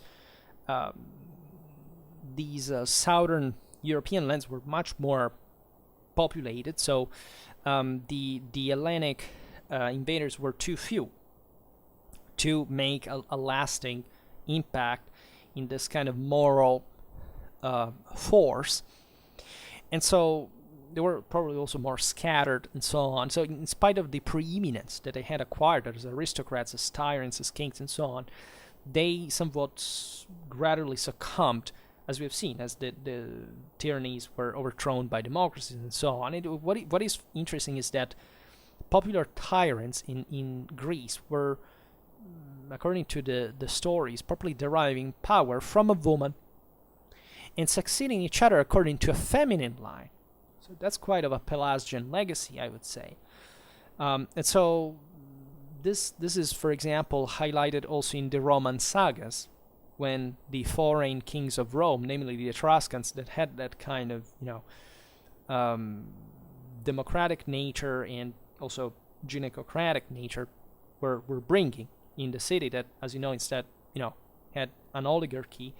So the Etruscan would be the king. The Latin Indo-European warlike oligarchy would be quite perturbed by that, and the lower classes were, of course, siding with the kings and against the oligarchy that eventually took over once again in Rome completely, but still cooperating, or at least competing with the popular elements. Think about the struggle between the patricians and the plebeians, but still, as you know, in Rome, Rome was always an oligarchy. There was never really a democracy in Rome of any sort, and it's quite disturbing that still in 2021 we even think still of the Romans in some kind of republican or democratic nature, which is one of the most radically asinine statements that a person can make, I presume. No. In any case, even the heroization changed. That there were, for example, the hero. There were in ancient Greece. There were this many statues of heroes, of the magistrates, of commanders, etc., that were heroicized right after that. Sometimes just because they had died, right? Not because they had acquired much of it. This is especially in Boeotia, frankly. And there is also the spread of some Demetrian cults that had, in part, survived. We're talking mostly about the Eleusinian mysteries, right? That essentially promised some sort of salvation that would be handed down transgenerationally, and that would create an unequal destiny after death, right? And these mysteries were say, were initially just very aristocratic in nature. They had an idea of purity, of exclusivism, even if they were of Pelasgian nature. In classical Greece, these acquired some kind of popular nature. That is to say, the idea that immortality could be gained in theory by everybody independently on their own deeds, right? So denying completely the Hellenic heroic idea that, of course, only the superior, the heroes properly meant would acquire immortality, whereas the others couldn't even dream of anything like that because they wouldn't even try. So again, it's something that reconnects itself with the chthonic element, and that depletes, and if not makes disappear, any kind of celestial aristocratic dimension in that. And also Pythagoreanism is we conceive it mostly as a philosophy, right? So we say, but actually it was more than that. It was a religion and a broader worldview and spirituality that did actually own, because we're still talking about Hellas, of an Indo-European element. For example, the astral and solar symbology, which was typically celestial in nature. But there is, for example, a pantheistic theme that is, of course, Demetrian in nature. Is the idea that you still participate physically to the whole universe in a way, and the numeric element, just like in the Chaldean or Mayan priestly science, was reflecting an harmony that was mostly abstract, speculative in this sense. There was a lot of lunar spirit in the saint, and kind of a dark, pessimistic, and fatalistic motive of a chthonic dimension, for which, according to Pythagoras, the birth in this world would be essentially a punishment, right? Especially the incarnation itself, because it would bring mankind to, would make mankind subjected to the chthonic law. So being born is a sort of, of a problem, right? And these things, as you understand, are very kind of Manichaean in nature. Like they reemerged, and they're somewhat reemerging right now. Think about, the how they call it, the gender theory. It is specifically, the idea that you can't choose whatever you are without being being disconnected by your body. Your body is just an obstacle to what you decide to be, in a sense, that, and not seeing quite the reality for what it is.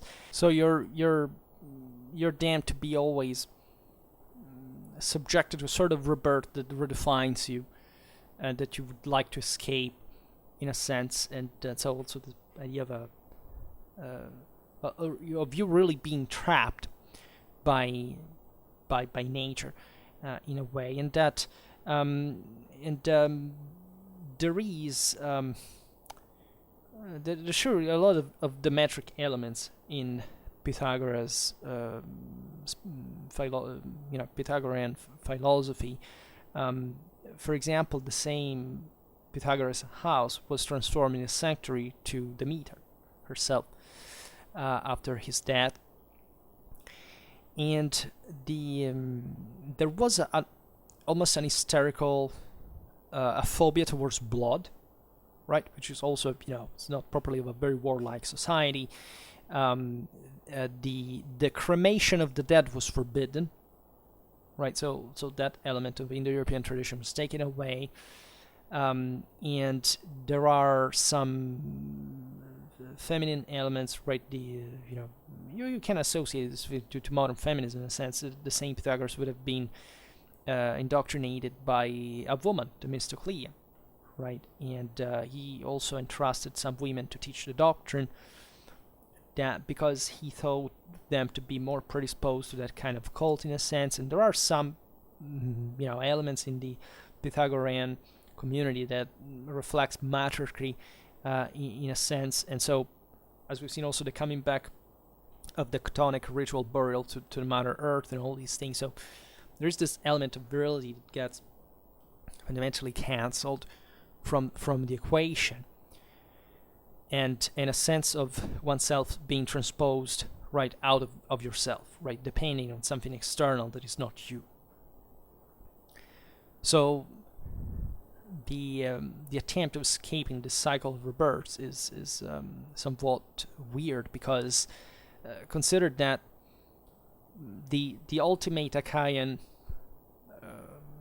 goal was in afterlife was the Elysian fields, right? So under the open sky, so where all the Indo-European warriors wanted to be, and so to an elevated heavenly environment. Whereas for Pythagoras, this ended up fundamentally under the earth, right? There is all properly the legend that Pythagoras himself kind of emerged and returned in the underground, and in the company of infernal gods, right? And what is interesting of this is that the whole Hellenic culture at that point was brought under by this, because for example, the cult of Apollo in Delphi, as you know, transformed into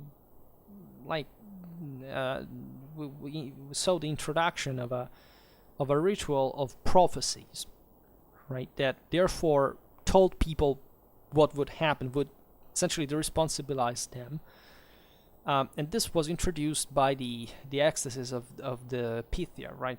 This delirious woman would have had this kind of ascetic experience, and so the whole thing was mixed. It's very Pythagorean in influence, in a way. The same Pythagoras was considered the one who led the Pythia, so connecting it to the Apollo in Delphi itself, and there were some attributes of Pythagoras that were equated to the same Apollo. So the substitute, such as the golden thigh, for example. So the substitution there is evident, right? So the mortality to be achieved through Zeus' path, so the deity, the military deity of the sky that conferred glory on earth and command and so on, basically completely bypassed by some mortal medium that fundamentally told other mortals what would have been the case or not. So the degeneration that struck in what was the center of Hellenic culture, such as Delphi, is quite eloquent, and there is properly in Hellenic even poetry. Think about Pindar, and we're also relatively early in time. The phrase "do not try to become a god." I mean, the idea properly that spiritual virility of the light, proper of the Uranian Indo-European world that dominated Hellenic culture, was being taken away, was being defined now as detached and accessible, because to this Hellenic dimension, right? Perfection and purity could not be achieved, and we cannot be also so harsh with such judgment, because at the end of the day, again, just pure idealism brings to schizophrenia at a certain point, because as soon as you make the first mistake, you're imperfect, you're done for, right? So, but in a sense, it's also an ideal to strive for, to be a better being, right? Instead here, there is properly a forbidden advice. Let's say you cannot have an ancient heroic impulse towards transcendence, and this kills even the idea that you can try, right? So we have to think that over the centuries, such changes were probably accompanied by a great struggle, culturally speaking. Consider that the strength, as we've seen with the Achaean Zeus that had defined properly Apollo's temple in Delphi as the center of the Hellenic world, where all the the Achaean warriors should have gathered to decide where to strike next, and so inspired by the divinity of the sky was a big deal, right? So what do we see of classical Greece is you want a culture that mocks that ancient ideal, because it was the ideal of the aristocrats, the ideal of those who fought on horseback, that dominated as feudal lords, right? So the democracy had wiped out that in great part. And yet there is some kind of chaotic dimension here, because the national Hellenic element, if there had ever been consistently something like that, now was essentially, as you know, just a bunch, many fragmented polis that doesn't matter how florid they would become historically, they would also, after this spurt, fundamentally succumb to more compact, politically cohesive entities. And so kind of true subjectivism, true particularism, kind of lacking that unity that could have made this quite promising and potentially endowed land like Greece reach much more far away than they even achieved, right? Cultural superpower, but not much of a superpower in practice anymore.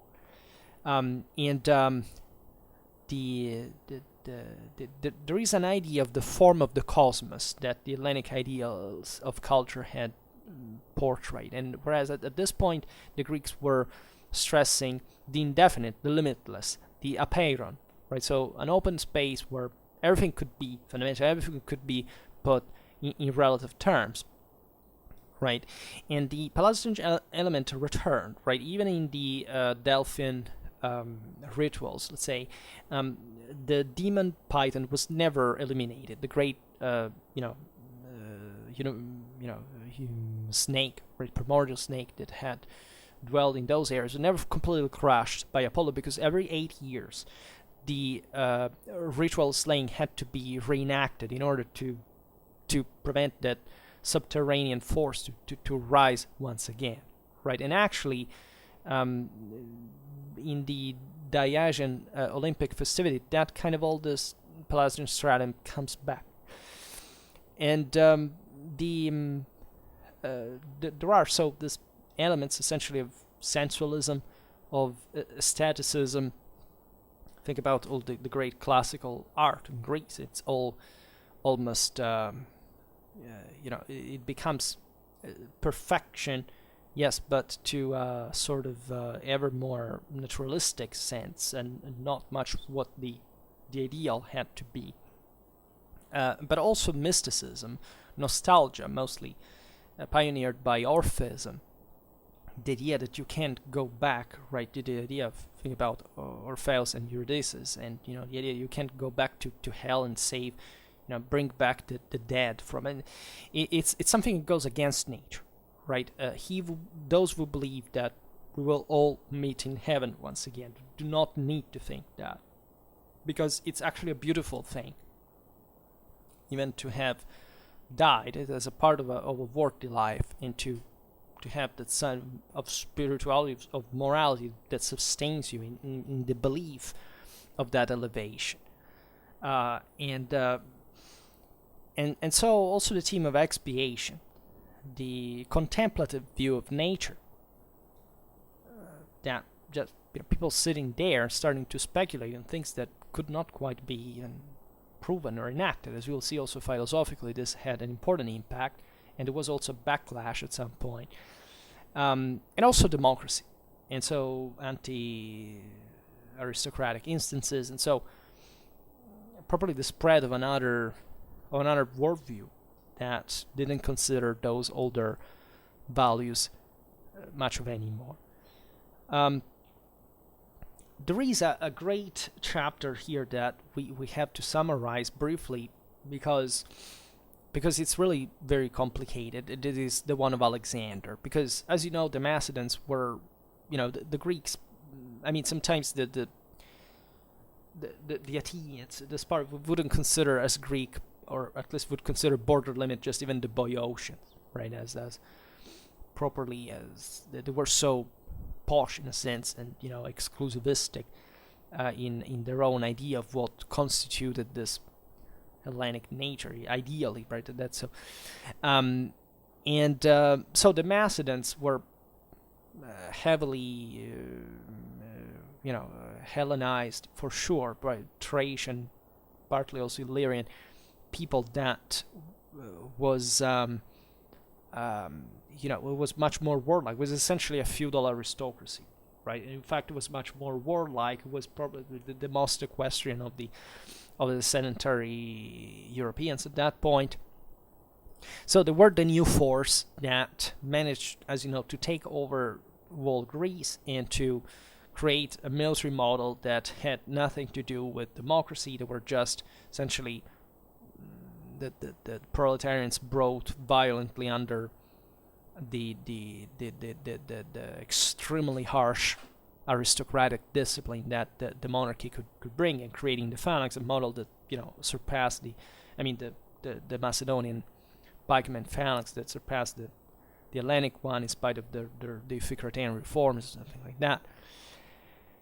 And so an Alexander that, as you know, expanded the Greek world in a way that is beyond belief in the history of mankind, and that in this sense was somewhat bringing in again some sort of that some kind of that moral superiority based on conquest and on the divine right to rule and so on. So Alexander is such a complicated figure that he draws both from Zeus and from Dionysus as well. So it's not so limpid even in this regard. And what is fascinating is that, however, the Apollonian Delphi, so the traditional center of Hellas, with Alexander recognized an akin spirit, a national, a civilizational leader siding with him, right? So being, in vibrant syntony with the recognition of that older warlike Indo-European superiority, right? Celestial, divine, led one. In fact, the same thing had happened during the Persian Wars when the Achaemenids arrived in Greece. The Apollonian Delphi sided with them too, because the Persians were, of course, still they had as Indo-Europeans more or less the same things, right? They recognized in the local Apollo Mithras, for example, and they also Aura Mazda to Zeus and Vere Tragna to Heracles, Anaita Artemis, and so on. So this was not syncretism. This was Indo-Europeans speaking the same religious military language and recognizing those universal symbols transculturally at that point. And they had never been that far. Technically, the Hellenic polis were within the Achaemenid Empire, right? Historically, at least, what was the boundary there? And so Alexander brought to the possibility of, re-expanding that universality. And we know how close he went to that, but we also know how it ended, how short that experience was, how, of course, this impacted dramatically the world war's morality, because without Alexander, we wouldn't live in the world we live now. But deeply, it changed everything, properly even in cultural models, in the idea of, he revived the idea of the young hero, for example. Had Philip II conquered Asia, we would be having a much more hieratic view of virtue and so on. It would have changed everything in Western civilization. In any case, what we stress here is what role did the properly Hellenic element within the Alexandrian empires and its successors have? The properly Hellenic element at that point was de facto the polis. There was nothing else, because that was the polis is Hellenic culture, and Hellenic culture is polis at this point, right? So there is nothing conceivably out of that. And so what did the polis do? Did it actually support the Macedonian national cause? Actually not. It operated in a disgregative sense. Even when we're talking about Macedonian polis, right? So also other ones, if you think about Peller, there is the famous speech to Larissa in the later times to expand, the military force. Polis was exclusivistic. It didn't recognize anything outside itself. So it didn't conceive anything or a grander national scale like the Macedonians were trying to keep alive, or like the Romans would do, by making of Rome the world fundamentally. And so the polis that was still fundamentally the base of these the Diadoches kingdoms eroded further that kind of unity. It kind of spoke just individualistically for itself, not for the grander scale, the possibilities that would open to a world domination as the one that had been left as a legacy by Alexander himself. So by the death of Alexander, that idea of solar purity of the ancient Hellenic ideal was no more. There was properly no force that could reactivate it further, right? Because the Macedonians were not so many even, right? And they didn't have the force to literally substitute themselves to the Hellenic political system as it had been forming at that point. It would have had to raze to the ground all the polis. It was impossible, unfeasible, and just, in fact, useless to work with. They could just have a kind of overlordship over Greece, but as you know, problems lasted till the Roman conquest in that sense too. So it was never like the polis succumbed to that greater system, but didn't still maintain their own autonomy in that sense, in an attritional sense with this broader dominations. So that experience failed, and it wouldn't be, before Rome that idea of tradition would be brought on the fore dramatically again to eventually really taking over the world in a deeper religious and military sense. In a sense, sentimentalism and the decline of the ideals of virile and sacred mankind were lost at that point in Hellenic life. And it's normal. It's a cycle, if you want. It's like this great force that arrives, overwhelms, is able to mold the world. This Achaean, Dorian invasions, and eventually the same Alexander with the Macedonians managed to spread this new, this new idea. But at the same time, they were impacting with realities that were already quite developed on their own, and so that they had something to oppose that on the long run somewhat prevailed. Right. This is evident also in the same. Think about Ptolemaic Egypt, all the syncretism that existed there is kind of a ruling over peoples that had at that point been habituated from millennia to obey to kings of kings, pharaohs, etc. And they had completely lost that level of militarization that could put up any kind of systemic resistance outside of the cultural dimension. And not that they weren't difficult areas to control anyway. But of course the rulers had to compromise.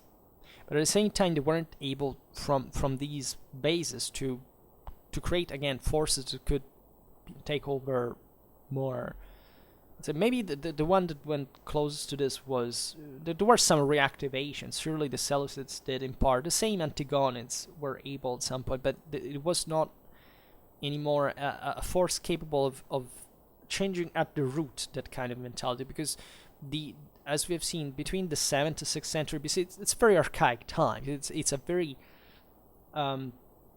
defining moment that later on during Hellenism you can't really go back at that kind of, in fact, quasi sacral magic dimension in history lost between, in fact, history and myth still, and pretending, okay, let's change things now. No, there is a seminal moment where things are done, and then at that point the balances that were established were to set the in fact the dynamics that would happen later, right?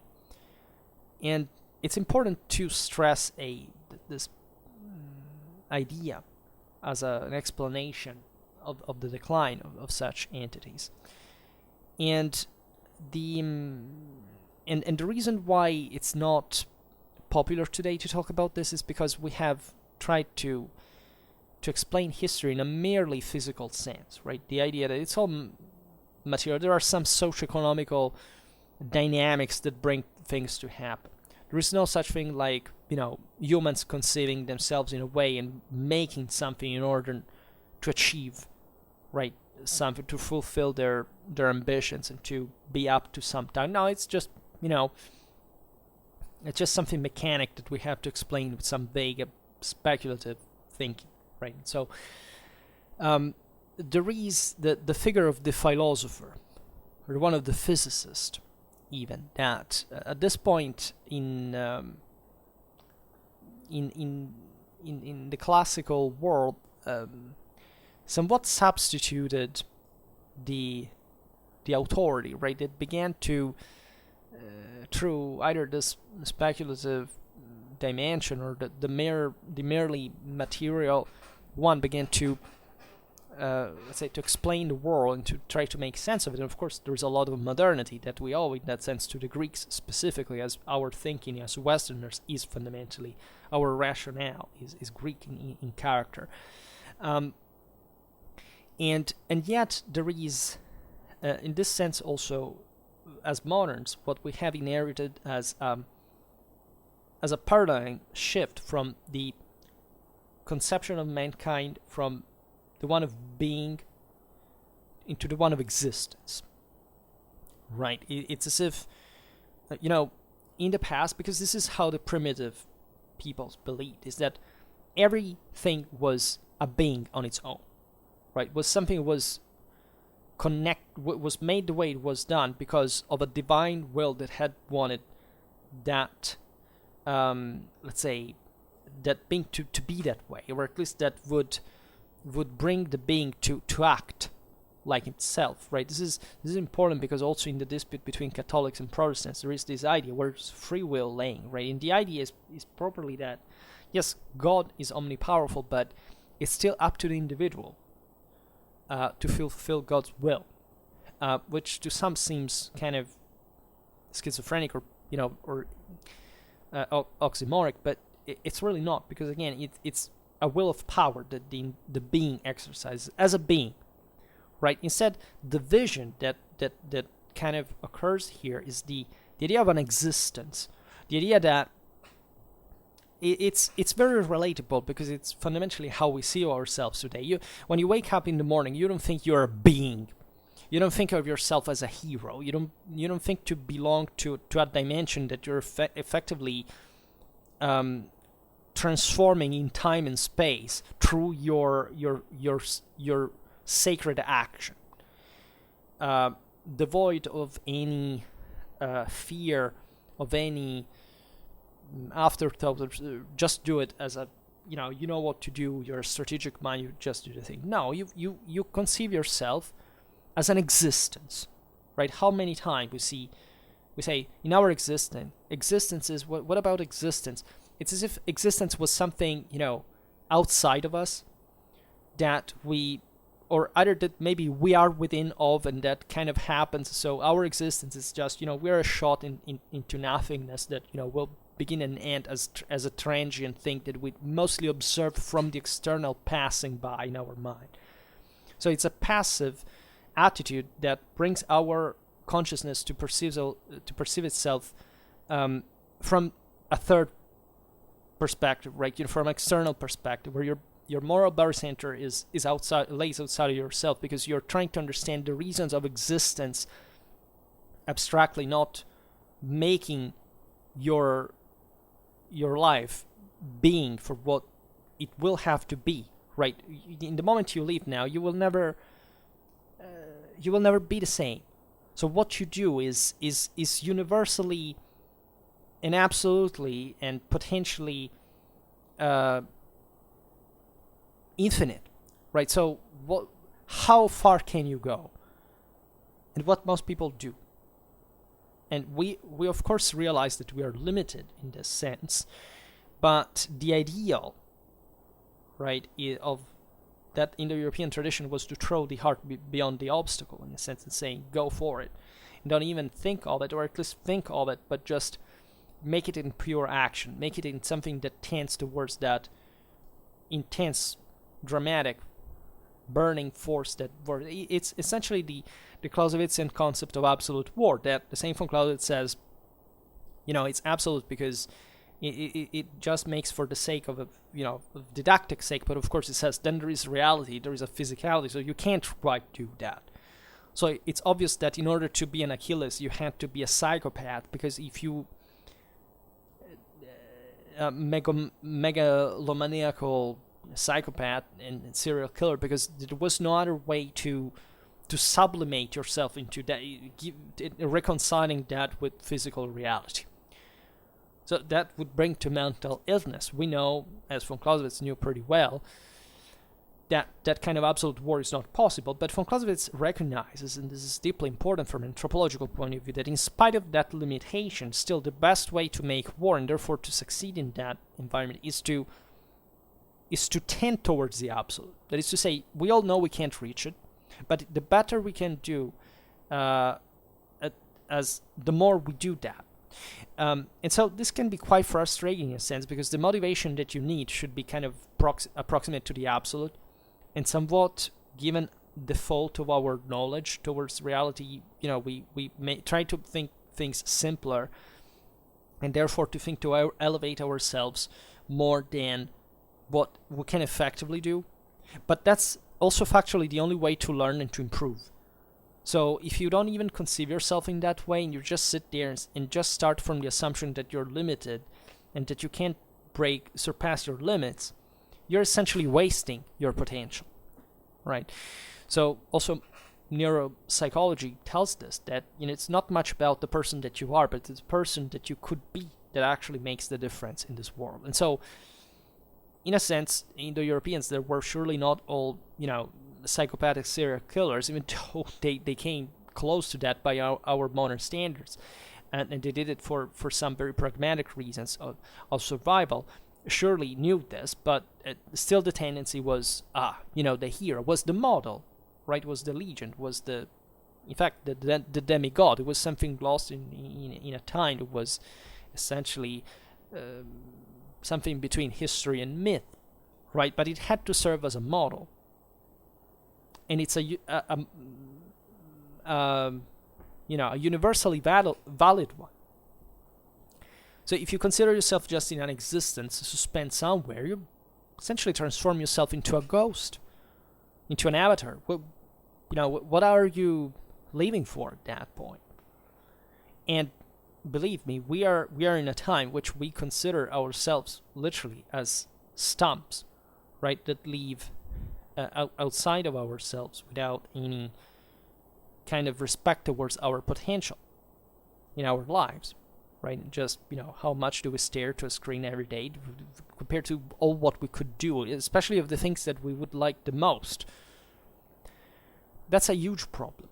That's why I think we need to recover these ideas, because they can be the cure for that. So the decadence in Greece, it can be mirrored by the same way. Let's say that there is something, however, like a backlash that we observe in, at least in some elements of Greek philosophy, and physics, because at the end of the day, we're basically the same thing, right? And in fact, this is also what we have forgotten amid the synthesis and the synthesis and the comprehensive understanding, right? If you think you can study Hellenic philosophy by believing that that Thales, Eudes, or Euler and Anaximander's apeiron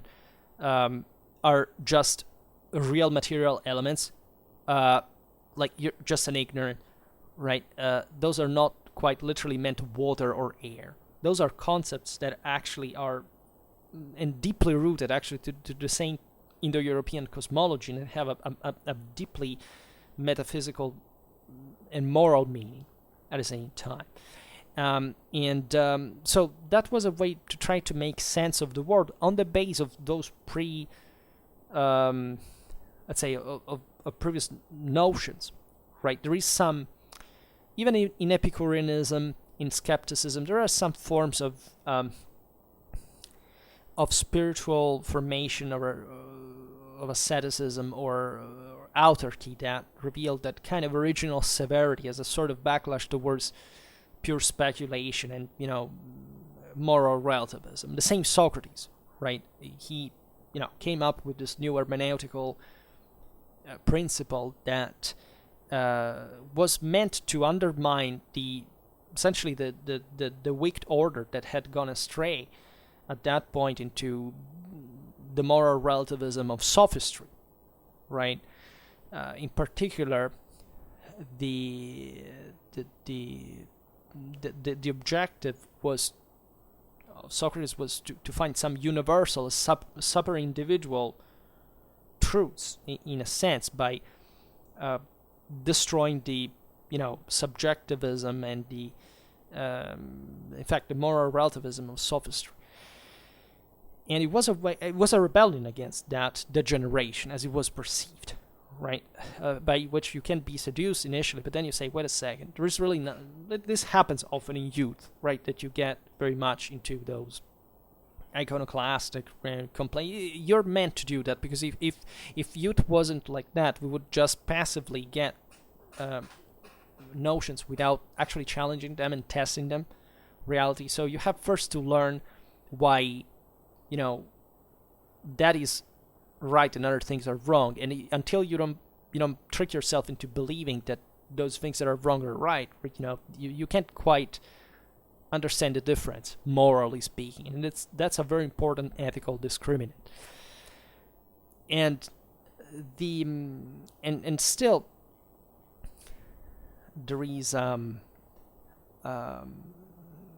failure of Hellenic philosophy in that preventing this kind of deviation, because even the same Socratic system somewhat began to be interpreted, at least as we all have played about Socrates. It's not much of a.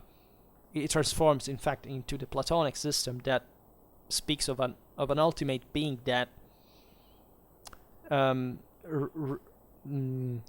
remains to have an abstract concept detached from human capacity as a sort of pure abstraction.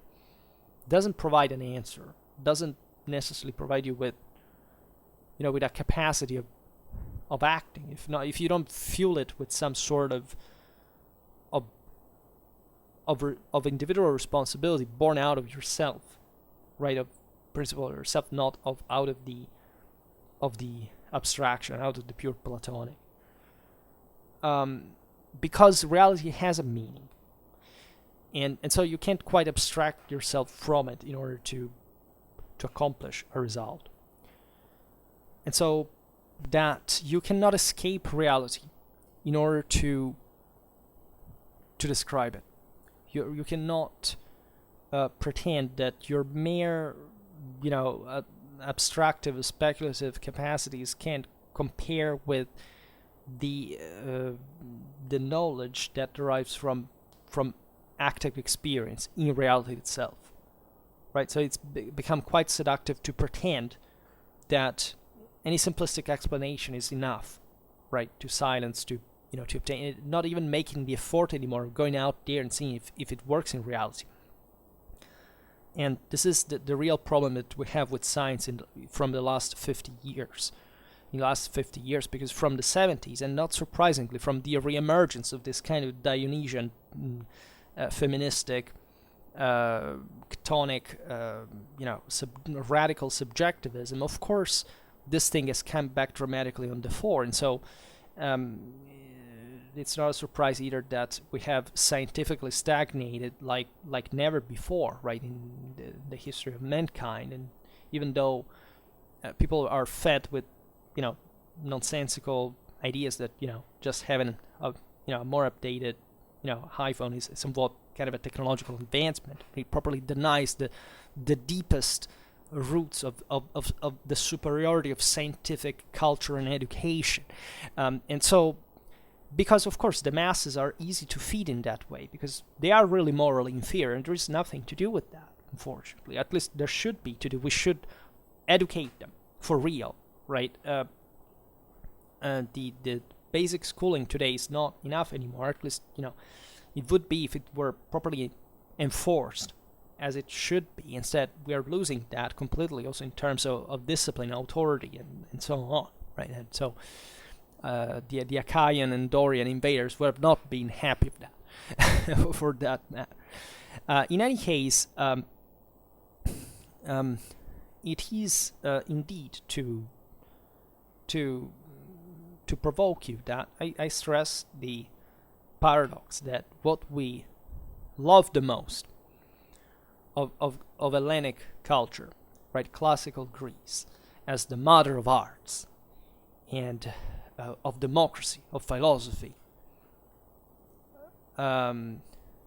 is actually a crepuscular civilization, right? That instead was aware already itself at the time of owing so much to the epos and the ethos of the Greek Middle Ages, of Homer, and of Olympian spirituality that permeated it. So to, heroically transfigure humanity from their perspective, and so, where did that go, right? And so, what is even more fascinating in this sense is how much the original Romans would not just take over in this reality, quite concretely, right?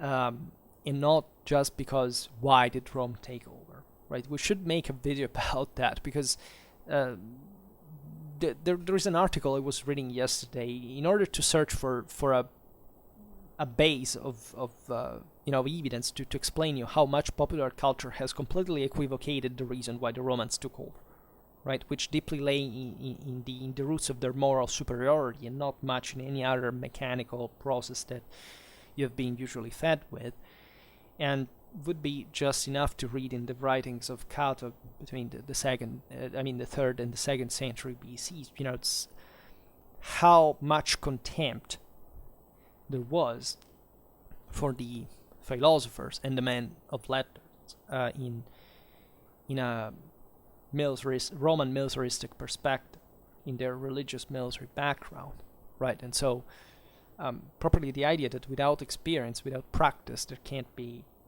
anything you can't really invent. Those were the years in which, Cato was with 234, 149 BC.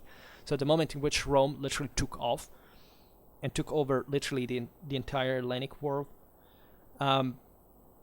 Well, yeah, exactly. And so, paradoxically, that would trigger the same Hellenization of Roman culture in some way. And so you can argue that the Romans began their moral decline at that point, but to take it very, start from very early in time. But indeed, this is how cultures do work in a way, right? There is a great push. There is that was the crisis. Think about the mid-century crisis of recruitment. And Rome was objectively facing such first, halt. And yet there is much more to say.